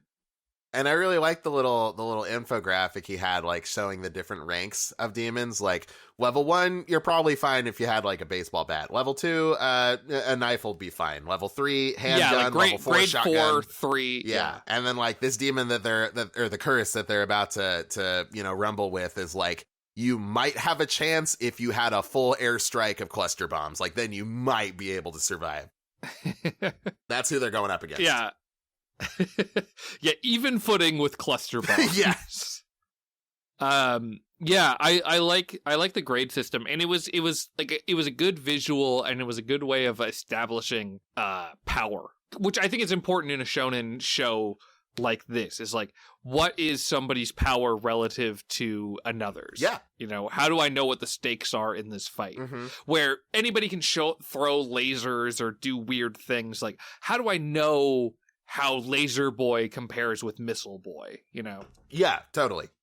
It works, like, especially because, like, we're gonna get to know that for the actual characters, but like a lot of these curses that they fight, well, they, somebody's gonna die, and it's not gonna be the main character usually. So yeah, it's gonna be the curses that they fight. You got this like one chance to show how they fit. And so that like gives us a really good shorthand for like, okay, this guy's a level 3. It's going to be like that difficult. Okay, cool. Got it. It's good too, because like by episode 6, something like that, there's an enemy who shows up, and this guy rates him as strong as like 8 or 9 fingers of Sukuna. And it's like, well, we know how powerful one finger is. Because that's how powerful this guy in episode 4 is. He's one finger who's able to kick the shit out of the main characters. Yeah. So here's a guy who's 8 or 9, and he's going after Gojo. Like, ooh. It also really like kind of sets the again, going back to power scaling. Like Yuji, aside from his own natural abilities, has 2. I guess by the end of episode 5, he has 3 fingers. Like he has ingested 3 of them, and So he is 3 fingers and has like, that's, sort of his for Bleach, it's Hollow Ichigo. For Naruto, it's the 9-tailed fox demon. Like, every main character of a shonen has some sort of like fallback when shit really, really, really hits the fan. They got to go all out. Mob hits 100, or Naruto unleashes the demon fox, whatever. Like, they have this thing where like, oh, I got to go all out. Boom, I'm gonna win. Yeah. And Yuji's happens to be a third of the strength. His number one all out top power level is a third of what we're going up against, and we know that out the gate. Yeah, it's also interesting, too, because his fucking all out also involves a demon who wants to, like, kill everyone. That, too. It's like if Deku, All Might was, like, a super villain, and, like, if he used All Might's powers, he had to kill civilians or something like that. Oh, that'd be kind of raw. I'd watch that. Yeah, it'd be way too hardcore. I haven't seen it, but I bet there's something like that in Darker Than Black. That sounds like the kind of thing that would show up there. Yeah, maybe. I got most of the way through Darker Than Black and then just didn't finish it for no good reason. Yeah. Like I do with all anime, where I'm like, wow, this is a great show. I've watched a bunch of episodes. Time to never watch it again for no reason. Yeah, I'm 10 or 11 episodes into Yuri on Ice, and I loved every episode, and I haven't finished it yet, because I'm an idiot. Yeah. That's just how it is. Okay, side tangent. I feel like maybe it's the problem that there's so much good anime out there that it's very easy to get distracted. Oh, yeah. Like every season, like when a good live action show, we get like, I don't know, 4 a year. Sure. Like HBO will have a couple shows, and then you'll learn like, oh, Netflix did a good job on this one of their 20 shows they put out this year. So there's like 4 things you need to watch. Anime, every fucking season, there's like 3 or 4 things that you should keep your eye on. Yeah. And that's why Japanese TV is just better than America. Glorious Nippon, all hail. We're gonna move to Japan. We are weebing it up. Yeah, we really are. But like, I mean, you're not wrong. Like, there's a lot of shows that come out like, every year that like I just can't possibly give a fuck about. And like there's plenty of anime I can't possibly give a fuck about, like, far dozens every season. But like there's at least, 3 or 4 that like I should be watching, and I know I should be watching. And even though I don't like, pay attention like each and every season like I used to, like I know that there's some excellent shit from any given season if I want to look into it. Yeah. Yeah, absolutely. Well, and like that's the thing with this podcast too, is like there are shows that we're both like, dude, this show is incredible. We need to watch more of it. And I haven't even, like, I've watched, I think, 2 more episodes of Dr. Stone after being like, yeah, I like Dr. Stone. I think Keep Your Hands Off Eizouken was like one of the only ones that I finished. I'll be honest, I don't think I've finished oh my god, I don't think I've finished a single series that we've talked about on this podcast. Like, with the exception of Chainsaw Man, because we finished it prior to recording. Right, yeah. I'm trying to, okay, let's see. Wait, no, I did finish Gargantia, because I did that years and years before we actually did the episode on it, so. Yeah, and I guess, okay, and to be fair, like, so we got Gargantia. I didn't finish it. Sounds like you did. Mm-hmm. I finished Keep Your Hands Off Eizouken. Yep. You didn't. Neither of us will ever finish the original Eat Man. Hell no. I finished the first season of Tower of God and fucking wish I didn't. That I think I was. Side note, I don't think I talked about this on the podcast. I think I had the highest praise at the end of Tower of God. You did, and I got to the end of it. I was like, I'll watch the rest of the show. Maybe I'll talk about it at some point. Now's the moment. I hate that show. It's terrible. It's so bad by the end of it. It's like, oh my god. Like, it went from the guy who was like, no, I think it's a good show, guys. Really, give it a chance. No, fuck that show. Fuck Tower of God. Awful. I feel like a lot of people really having like that spent show time too. on it. Ugh. Yeah. But yeah, we didn't finish Junji Ito Collection because we didn't like that one. Oh, no. We're never going to finish Space Brothers No. because that's like 90 episodes. Too long. Dr. Stone, we should finish at some point. And that's it. It's, it's only a few episodes that we need to shows that we need to finish from the podcast. The new season of Dr. Stone, I think that's going on right now. Or maybe it was going on last season. Something like that. I think it's going on right now, but I don't keep up with anime anymore because I only watch anime for the podcast these days. It feels like. Honestly, I used to watch, like, my buddy Garrett and I. We would have a day where we'd just get together and watch every single new episode of anything coming out. Didn't matter what. And then, like, from there, like, anything that seemed interesting, keep going. And so, like, I was watching, like, several series every single few months. And honestly, it was exhausting. I could not even imagine, you know, now that I work full time and have other responsibilities and things, I couldn't imagine ever doing that again. But what a time it was. I'm with you. Yeah, it's hard too because, like, I feel like shows like that are really good on, like, HBO. Like, I've been watching Watchmen and stuff like that, or like Lovecraft Country. Like, you can kind of watch those on the side, right? Like, you could be working on homework or work or whatever, and you can get through it. Anime, because it's in a language I don't speak, I have to pay attention to it. So it does slow down getting through things. Oh, yeah. Yeah, for sure. And dubs, I mean, for one, are often not available on release, and also aren't great. Oh, sometimes. I mean, they're getting better and better, but, you know. I disagree. Because I feel like I've subscribed to Funimation a number of times, and I watch their stuff, and I think it is pretty good. I prefer the dub of My Hero to the sub of My Hero. I've watched the dub of My Hero. It's fine. Christopher Sabat does an incredible All Might, and I can't have any other voice as All Might. I didn't realize that was him, actually. Yeah. That's rad. Oh, it's so good.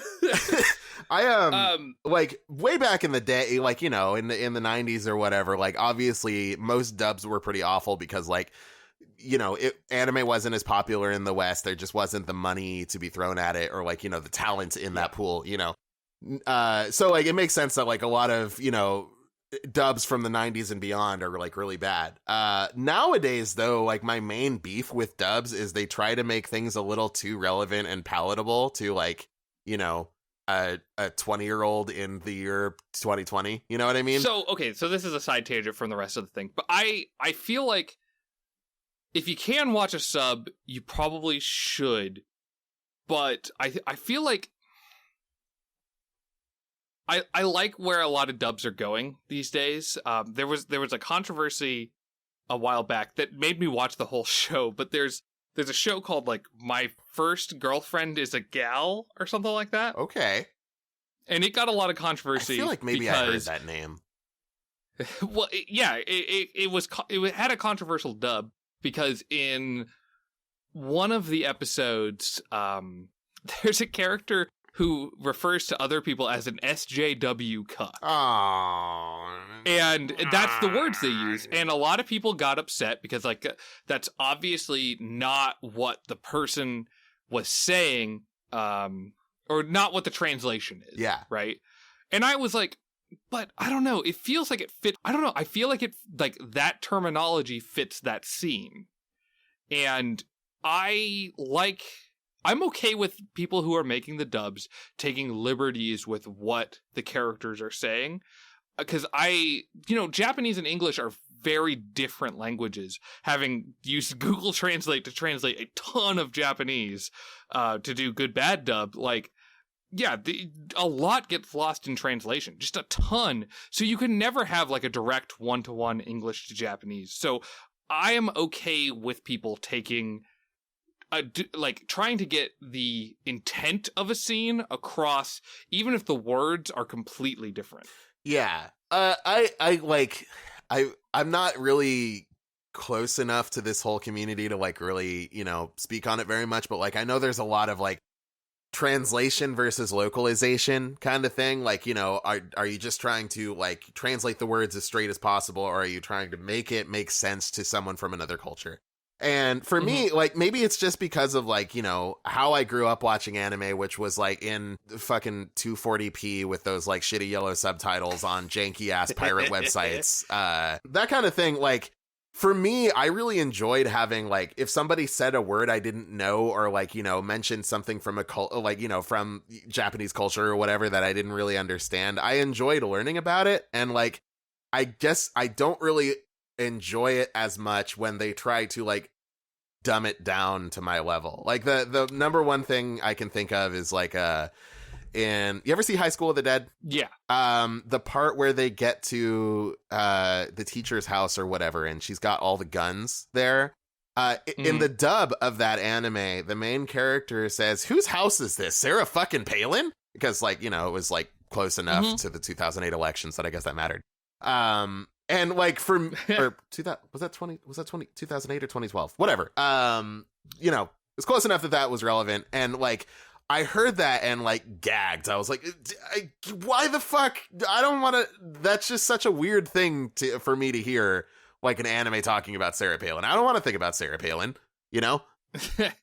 I see. I'm more okay with that kind of stuff, but this is a dumb maybe bias to have in anime. But like, if someone did that in something like Evangelion, I would be upset. If someone does it in kind of a show that's, I don't know, for lack of a better term, like kind of trashy or just like something that we're not going to remember for the rest of our lives, right? Like I enjoyed my time with My Girlfriend is a Gal, but if someone was like, "Oh, should I watch that?" I'd be like, "No, you're fine." Oh, sure. Like it's okay, but you don't need, it's not a must fucking watch. Yeah. And I'm okay with people taking liberties with shows, like strong liberties like that with shows that just aren't these classics and whatnot, because it also kind of makes the dub a bit more magical, even if it is kind of terrible. It's like, wow, that's a weird fucking line. It kind of makes me want to watch the dub because of how weird it is. That's fair. Yeah. And like, I certainly wouldn't want anybody to use like that, you know, what I was just saying as like an argument against dubs or anything like that. Like, that's very much a personal preference. Don't take anything I say as, you know, like anything close to right or credible, because that's just going to get you nowhere. But yeah, like, I guess it's more or less like, you know, what I come to anime for. Like, there's many things that I really enjoy about the medium, but like, you know, one of those things is kind of learning about like how a culture I know very little about sees itself and sees the world around it. You know, like, I think that's really interesting.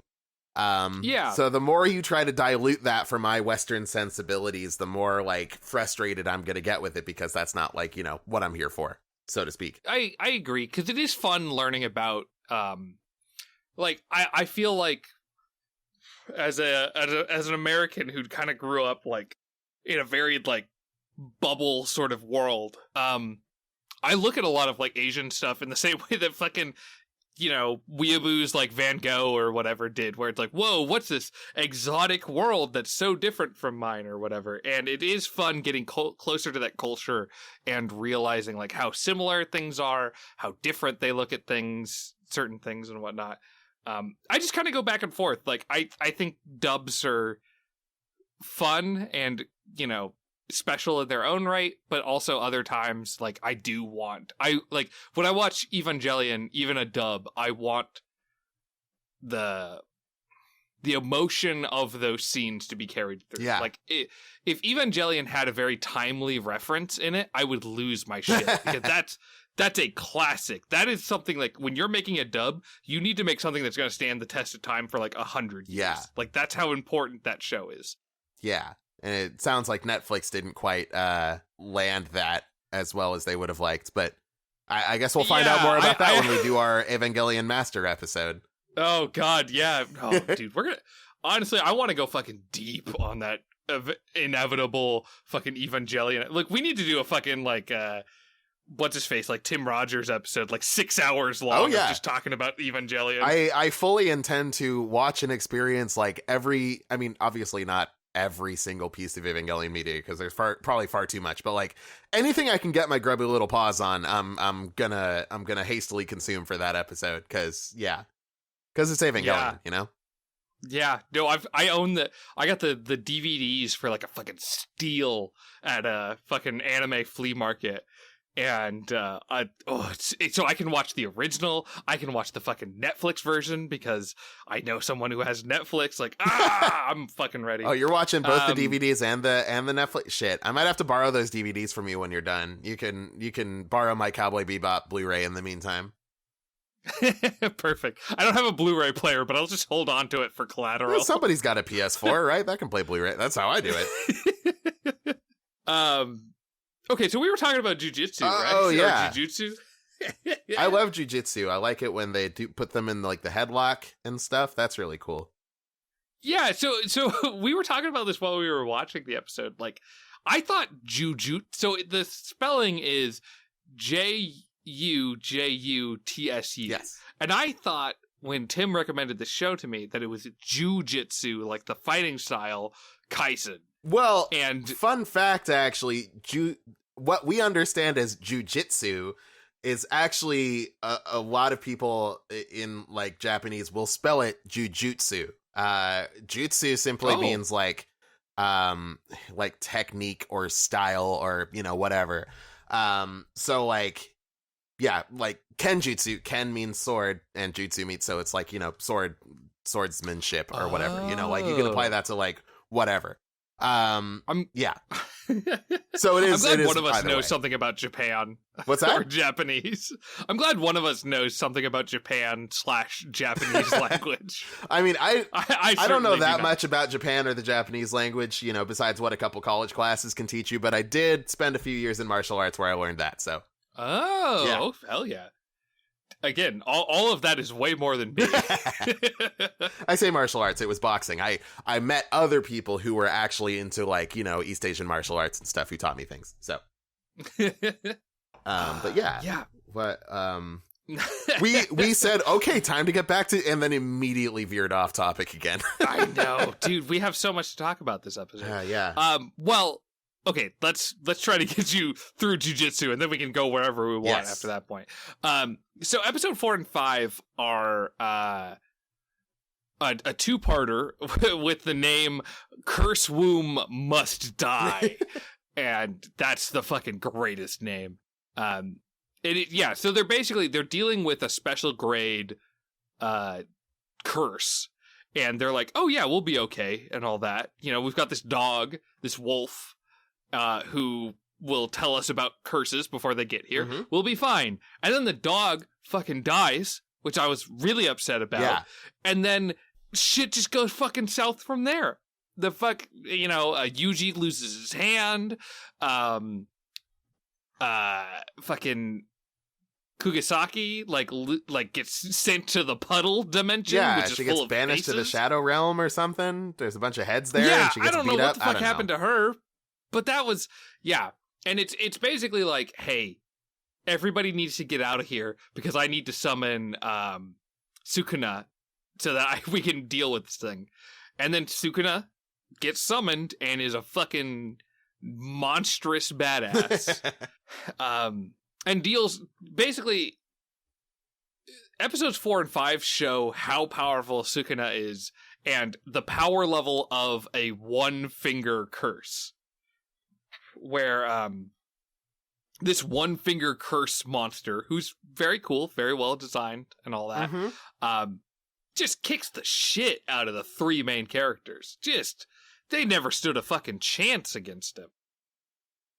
Yeah, like, truly, truly effortless. I mean, the moment the dude says, like, hey, that special grade curse in there, you better not fight it. Like, you know what's going on. They're about to go fight that thing. And like, you know, you kind of expect like, oh, well, they're gonna, you know, it's gonna be tough, but they'll squeak by with the power of friendship or they'll, you know, whatever. Mm-hmm. But no, they're absolutely outclassed. They get the shit kicked out of them effortlessly. Yuji loses a hand. What's his ass loses a couple of his curse pets. God, I can't remember any of the fucking names. Yeah. Kugisaki gets banished to the Shadow Realm. Everything goes to shit instantly. There is no chance. And this curse is toying with them the whole time. He's just laughing. It's no big deal. It's another day at the office for him. Yeah, it's not that he's trying to actively kill these characters. He basically wants to torture them. Yeah. You know, of like, I'm gonna kill you. It's just gonna take longer than it needs to. Mm-hmm. And so, yeah, that's why he summons, the evil spirit man, Sekuna, to possess his body, is so that, and Sekuna just dunks on this spirit. Oh, yeah. He's just like, like, come on, you and I, evil spirit, let's go kill some kids. And then when the spirit turns on him, he's like, all right, that was a fucking stupid move. And he just fucking shits on this dude so hard. Now this is where I start getting confused with the power scaling of it, because like we were talking about like number of fingers. And at this point, Yuji has ingested 2 fingers of Sukuna. And this thing has 1. So like naturally he's going to be stronger, but like this version, like Sukuna having possessed Yuji, like seems as though he's infinitely stronger. It does not, like the other guy, it's not just twice as powerful, like, oh, he's going to give me a little bit of a scuffle, but I'll get through. Like it's like fighting a toddler, you know, like absolutely no problem. Yeah. His attacks do nothing. It's just a no-brainer. So I'm wondering like if that finger metric is a good way to weigh somebody's power. You know what I mean? Yeah, I mean, that's fair. Maybe it's like an exponential thing. Oh, maybe. You know, like that demon's at a level of 3, whereas like Sekunda's at a level of like 9, you know? Oh, okay. I'm talking out of my ass on that. But that's like a good, you know, like I get where you're coming from with that. Like there's, you know, that the simple number is not a good way to know like exactly how their power levels, like for lack of a better word, stack up to each other. Yeah, like maybe a 7-finger devil is way weaker than an 8-finger devil. Yeah. I don't know. Who's to say? And I'm using devil like it's Chainsaw Man or something. I don't know. Whatever. Demon, ghost, curse, hollow, whatever it is. You get the idea. But yeah, so Sekuna possesses and kills. So he possesses Yuji and then kills the special demon. And then in episode 5 he rips his own heart out. So he's like, yeah, if Yuji fucking controls the body again, he dies because he doesn't have a fucking heart. Yep. He just throws the heart in a bush and it's just like, yeah, so anyways, I'm fucking badass, so good luck the rest of the world. Yeah. And so to kind of, I don't know, speed through things, he goes and he fights Megami Fushiguro. Yeah. And Fushiguro gets his ass kicked by Sekuna. And, but eventually, Yuji's able to take control of his body, and he just fucking dies because he doesn't have a heart. Yeah. And Gojo Sensei is very torn up about that. Like somebody even comments like how rare it is for him to get emotional over something like, you know, people dying or anything like that. But, you know, guess he was growing kind of attached to the little guy. Yeah, he was hoping for the best. But yeah, so at this point, it splits in 2 different directions as far as where the show is going. Yuji is dead for a while, and he ends up interacting with Sekuna in like this death dimension. I don't know. So the 2 of them are dealing with that, and then there's also a tournament arc that's coming up between all the different competing spirit schools. Another fucking cliche that I'm 100% ready for. Yep. And that's sort of where the show is going. That Yuji is trying to deal with Sekuna, and also there's this tournament arc with these other fun spirit fighting characters.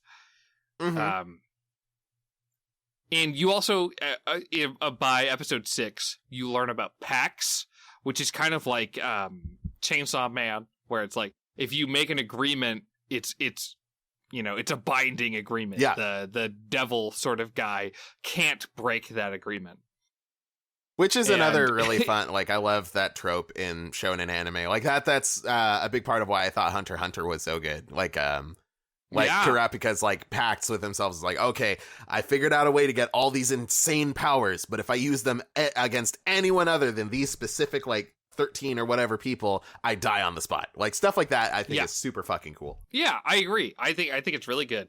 And I really like, I like how you can't trust Sukuna. So when he's like, okay, listen, I want these conditions to the pact, you know, I won't hurt these people, I won't do these things, I won't blah, blah, blah. Yuji's like, rightfully so, like, no, you have some fucking plan, like, fuck you, we're not gonna do that. And he's like, okay, well, if I beat you in a fight, I get control of your body, and if you beat me, you know, I don't matter, or whatever. Yeah. And he's like, yeah, fuck you, I'll beat you in a fight, and just instantly eats it. Yeah, like within a second, he's like, yeah, let's go. And then his head is cut in half. It's just over. It's done. That was such a good cut. I love that twist because when he comes back and he's like in control of his own body, we know as the audience, even though he doesn't, that Sukuna can show up at any moment. Yep. What fucking tension in this show. Ooh. Ooh. And he has no conditions when he shows up again. Ooh, I love it. I'm straight up. I don't watch any or listen to any other anime podcasts. I just don't know what the good ones are or anything. But I understand it's a bit of a cliche to talk about pro wrestling during an anime podcast. But what? I gotta say, somebody, and listen, I'm not a pro wrestling expert or anything. I know a little bit, but like, it seems as though somebody, I don't know if it was a screenwriter, the manga artist themselves, whatever, somebody is a big fan of The Undertaker, because like, when Yuji sits up, like he does the exact same, like, you know, Michael Myers, like sit up while the other person's back is turned. And then, what's his name? Gojo Sensei says like, okay, so we're gonna basically pretend that he's dead. And when the tournament arc starts, he's gonna like show up as a surprise to everybody, like the dead man thing. Like, I just gotta think somebody out there is a big Taker fan. That's all I want to say. Yeah, dude. And I'm here for it. You know, anime and fucking, I think how popular anime has gotten it directly corresponds with how popular pro wrestling has gotten in the last few years. Oh yeah, wrestling is it's kind of American anime in a certain way. It's live action anime. Yeah. Like every time I've ever sat down with like Ian and Brendan and they've explained to me what's happening in the wrestling match I'm about to watch, I'm like, this is fucking anime. Yeah. Like, nobody's throwing laser beams, but they are not far off from it. Totally. Yeah, I don't have the time to watch wrestling week to week, but like I do definitely want to start getting on at least somewhere that'll tell me like the main plot lines and like what's happening is important so I can tune into the big ones. You know what I mean? Because like wrestling at its peak is so fucking cool. Like the shit they do is nuts. Love it. Oh, I can't wait for SAC Anime to come back because there's a local wrestling like Sacramento Wrestling League, and they do live stuff with SAC Anime. So there's like the Cosplay Wrestling Federation, and so they basically do like these like I don't want to say rap battles because they're not rapping, but like they're just like ripping each other apart, and then in between those battles are people actually wrestling, and they do such a good job of like, you don't know who these characters are, but you know who the good guy is, you know who the bad guy is. Let's see them fight. I love it. Yeah, that's God. There's many reasons why I'm excited for SAC Anime to come back, but yeah, that's gonna be great. Yeah, and also I guess like the end of coronavirus when we can all see each other again. I guess that's cool. That too, Whatever. yeah. Like being able to hang out in the same place without having to worry about like a deadly disease killing us and our families. Like that'd be cool. Yeah, like imagine if we could hang out and not have to be 6 feet apart and wear masks. Yeah, I guess that's cool. But also wrestling. I like wrestling. So we're kind of hitting the end of the show. The only thing we skipped over is that there is this guy who shows up, and he's got these 4 spirits with him, and one of them is a volcano man that he refers to as being as powerful as 8 or 9 fingers. Yeah.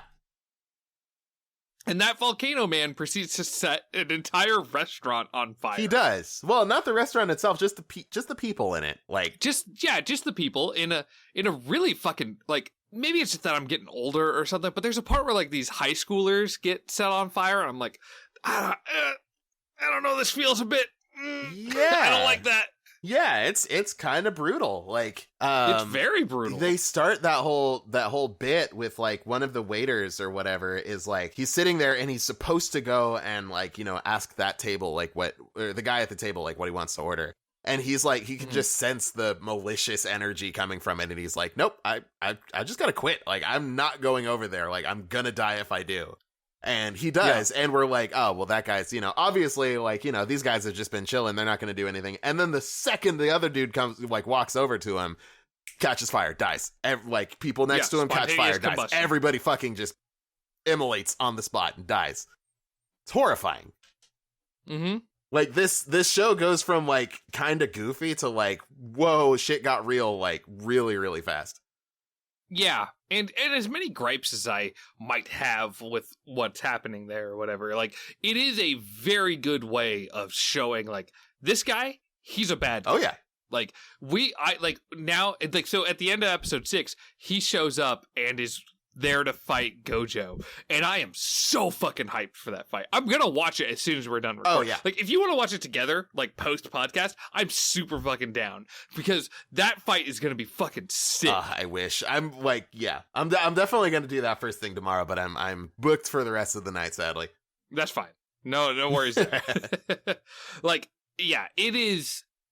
Oh, I'm like, they set it up so fucking... It's like we were saying, like, with wrestling. Like, they set it up fucking perfectly. Oh, yeah. Yeah, they're like, we really know the stakes here. Like, Gojo is real tough, but this dude is ostensibly, like, 5 times as strong as, like, you know, big, super strong, scary guy right now. So, like, you know, who's gonna come out on top here? Oh, yeah. It's a good setup. I don't know. I'm into everything that's happening in this show. Yeah. I was gonna say, like, let's get to our review, but I can't imagine someone not knowing what we'd say. Unless this is your first episode, then welcome. Our review scale is keep watching, and total garbage. If we only have 3 fucking points, this is absolutely a keep watching. Total garbage. Can't stand it. I hated it. Yeah, maybe you're right. Yeah. Fucking the worst. I would rather watch Mysterious Girlfriend X 10 times before I ever watched another episode of Jujutsu Kaisen. No, yeah, it's great. It's wonderful. There's not much bad that I can say about it. It's great. Yeah. Music fucking rules. The animation fucking rules. The characters fucking rule. The clothes that they wear oftentimes fucking excellent. Yeah, it's great. Yeah, absolutely. It's one of those things where it's like, if you're a person who's bothered by cliches, this is the show where you need to get fucking over it, because they fucking pull off, like, yeah, there's a lot of cliches in the show, and they nail them. They do them perfectly. Yeah, you need to grow up. It's not that cliches are a problem, it's that shows do them poorly, and this is a show that does them perfect. Totally. So, yeah, I Jujutsu Kaisen gets, like, chef's kiss, fucking perfect 6 episodes. I was fucking invested the entire time. I was honestly, like, kind of pissed that, like, episode 6 ended where it was, because I was like, I need to know what happens next. Yeah, no, absolutely. I was honestly tempted to be like, is this gonna be, like, should we watch episode, like, 7, 8, or whatever? Like, do we just keep going? Yeah. Like... Well, that would have put us in a weird place, because it's like, well, then why don't we just finish it? But it's on episode 20 right now because it's still updating. Are we going to push the Jujutsu Kaisen episode again? Like, what's going to happen? But yeah, this is like, I think we've, like, offhand mentioned the possibility of doing a follow-up episode for something that we really liked. I feel like this is the prime contender for that. Yeah. Absolutely. I think we should, because we teased people about doing the episode for an episode. So there's that. And yeah, I think we should. I really, especially with knowing that it gets fairly edgy, like, I feel like my opinion of it could change. You know, I'm a fairly, like, I'm not as big on edgy stuff, you know? Yeah. I don't like violence and I shouldn't say violence. I like gore and violence and all that, but I love violence. I just don't like meanness and sadism for, like, the sake of just, like, isn't it fucked up how this character has to do this thing? Like, I don't like that kind of stuff, but I like when it's in a good, well-constructed show. I do like that kind of stuff. It's the same part of me that still thinks that Olive Garden's a nice restaurant. You know what I mean? Like, it's just... You give me something needlessly edgy and stupid and just way over the top dark, and I'm like, yeah, okay, sure, fine. And I just eat that shit up. Shout out to Mirai Nikki.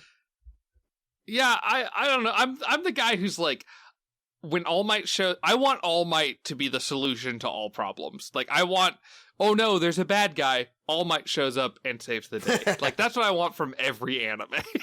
That's fair. Well, have I got some suggestions for you? Have you ever heard of the show Now and Then, Here and There? As long as it's got All Might in it, I'm all for it. It sure does. It should just keep watching. He'll show up. Perfect. I see no problems with your recommendation. I feel like not to be like, oh, I watch niche anime. Like, I feel like very few people, I don't know very many people who have watched that show. Like, I think John's probably going to be the only one to get that who will actually like hear this maybe.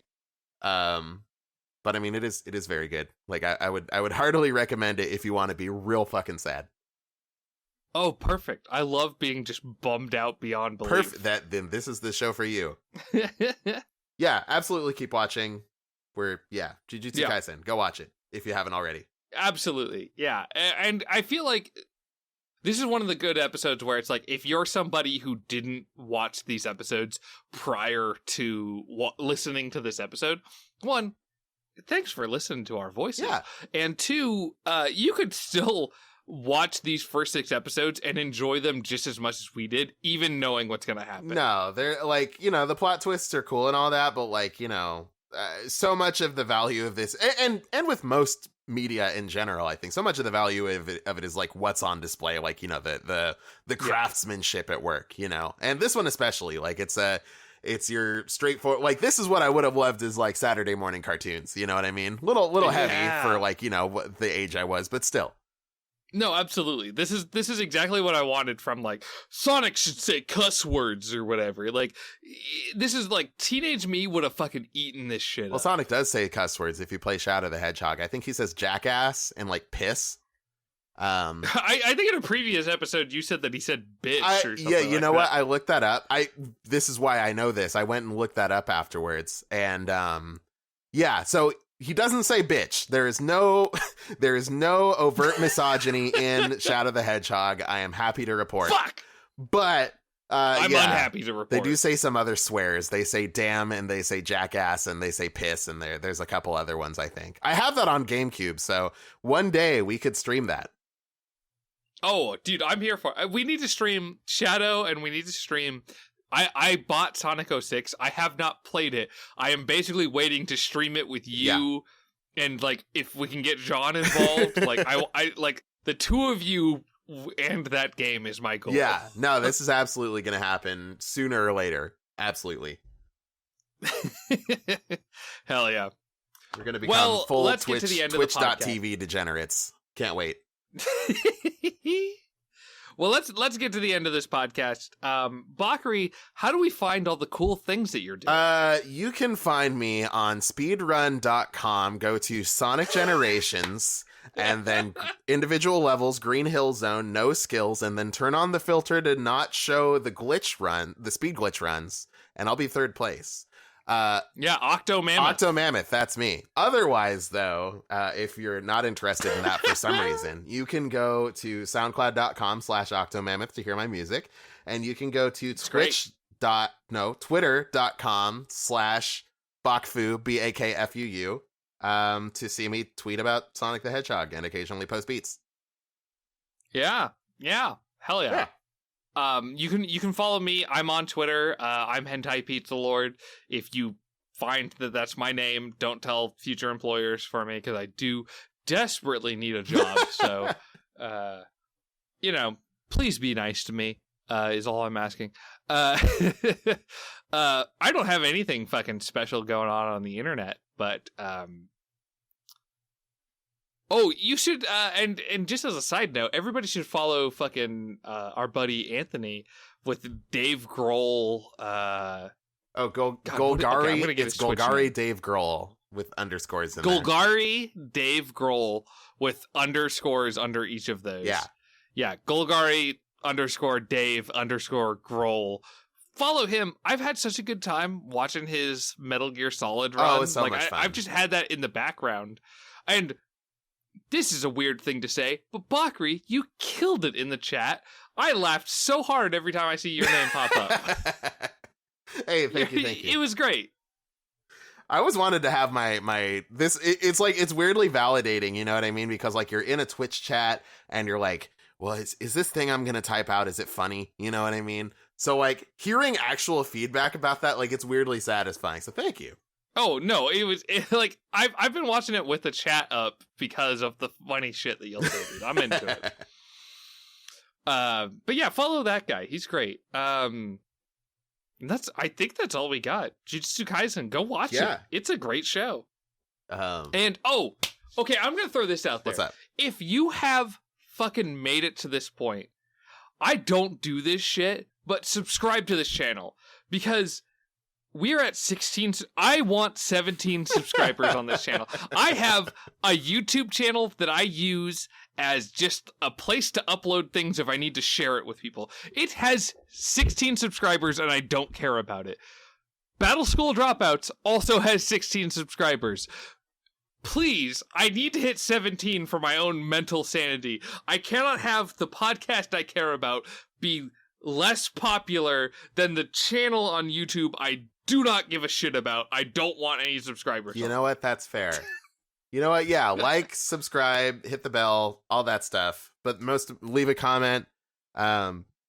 If you watch anime, leave a comment talking about anime in the comments. Yeah, just say I like anime. It'll boost our fucking algorithm. It does technically help. Yeah. Just I post on videos that I like on comments. I just type good video and I just assume it'll help. Yeah.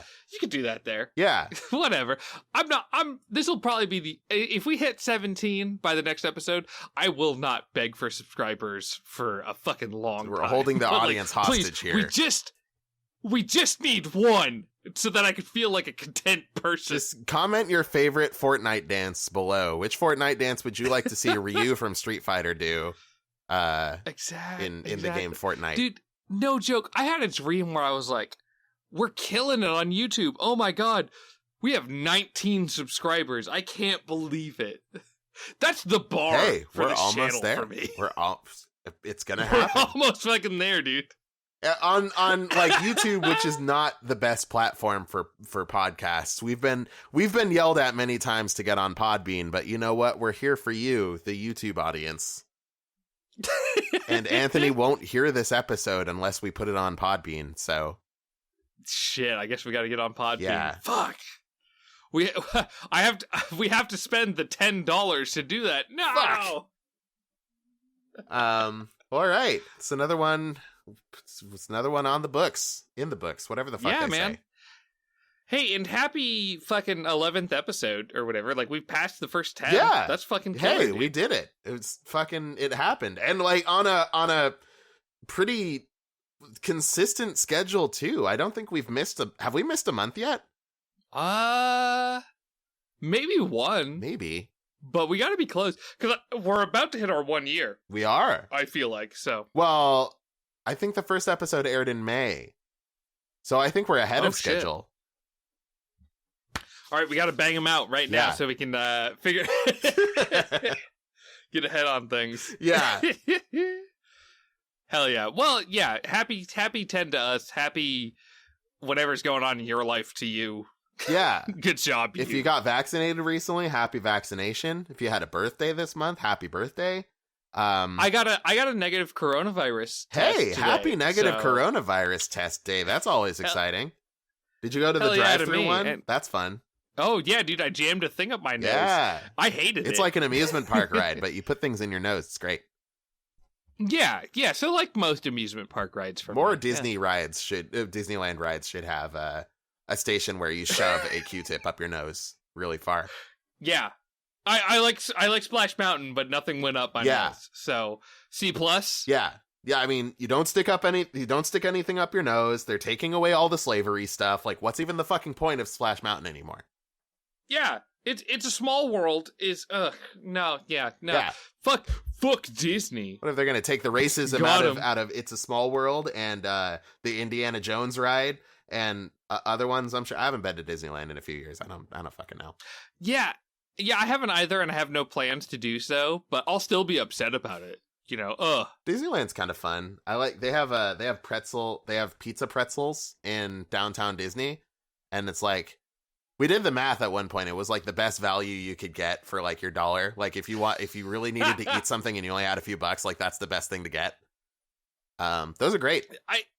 I follow like YouTubers who go to Disneyland on like the regular basis, and I'm just like, how do you afford this? How do you? I don't get. Well, they got season passes, I don't know. And a lot of YouTubers live in LA, so they probably figured it out. Hey. And one day, that'll be us when we make it with this podcast and we're trying to get on Stitcher Premium. That's the final goal is like, we got to make it in the podcasting world so we can afford season passes to the Anaheim Disneyland so we can ride Space Mountain as many times as we want on this Patreon money. Hey guys, I'm really excited to tell you that Disney's Marvel Avengers, is probably the greatest anime I've ever seen. I think so. You know, like, I'm going to keep watching. I'm really excited, guys. It's so good. Yeah. I hear the Winter Soldier, the WandaVision, the Winter Soldier is going to be the new Captain America. WandaVision's a thing. Yeah. WandaVision's going to be the next Captain America. It's going to be really cool. Yeah, the two of them, they're going to like Dragon Ball Z fuse dance. And then they're going to be Captain America, and they'll be like psychic and all powerful, and it'll be great. Yeah, I'm here for it, dude. I mean, like, what problems could you have with the Marvel universe and Disney controlling everything after that point? Yeah, no problems here. No problems here. Yeah, no, it's perfect, dude. I honestly, Disney having a monopoly on the entertainment industry is probably a good thing, because that means that like Luke Skywalker can fight Iron Man, and that's all I care about. Honestly, I can't wait for when they finally buy that pesky Shonen Jump brand, so that that Naruto and Doctor Strange can fight, and they're gonna do their cool like hand signs at each other. It'll be great.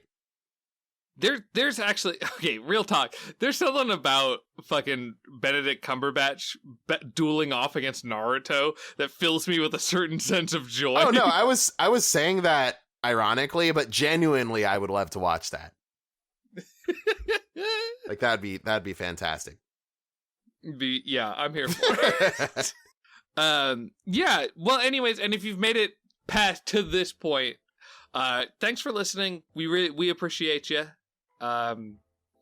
You know, this is a fun passion project of ours. Yeah. So if you've enjoyed it, hell yeah. I admire your attention span if you even got to this part, like Jesus. But yeah, thanks for listening. Hit the bell, like, subscribe, leave a comment.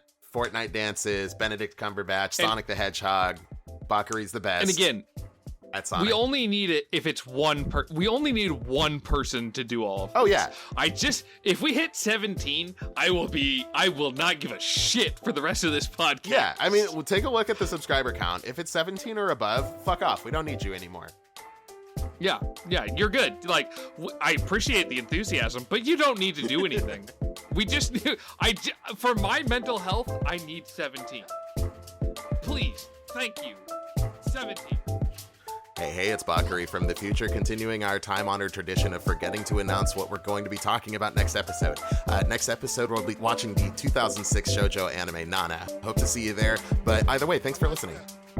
Also, we ended up hitting 17 subscribers during the recording of this episode, so I take it back about the fuck off thing. I mean, you subscribe if you want, I don't care, but like, you know, I didn't mean to be mean about it. Okay.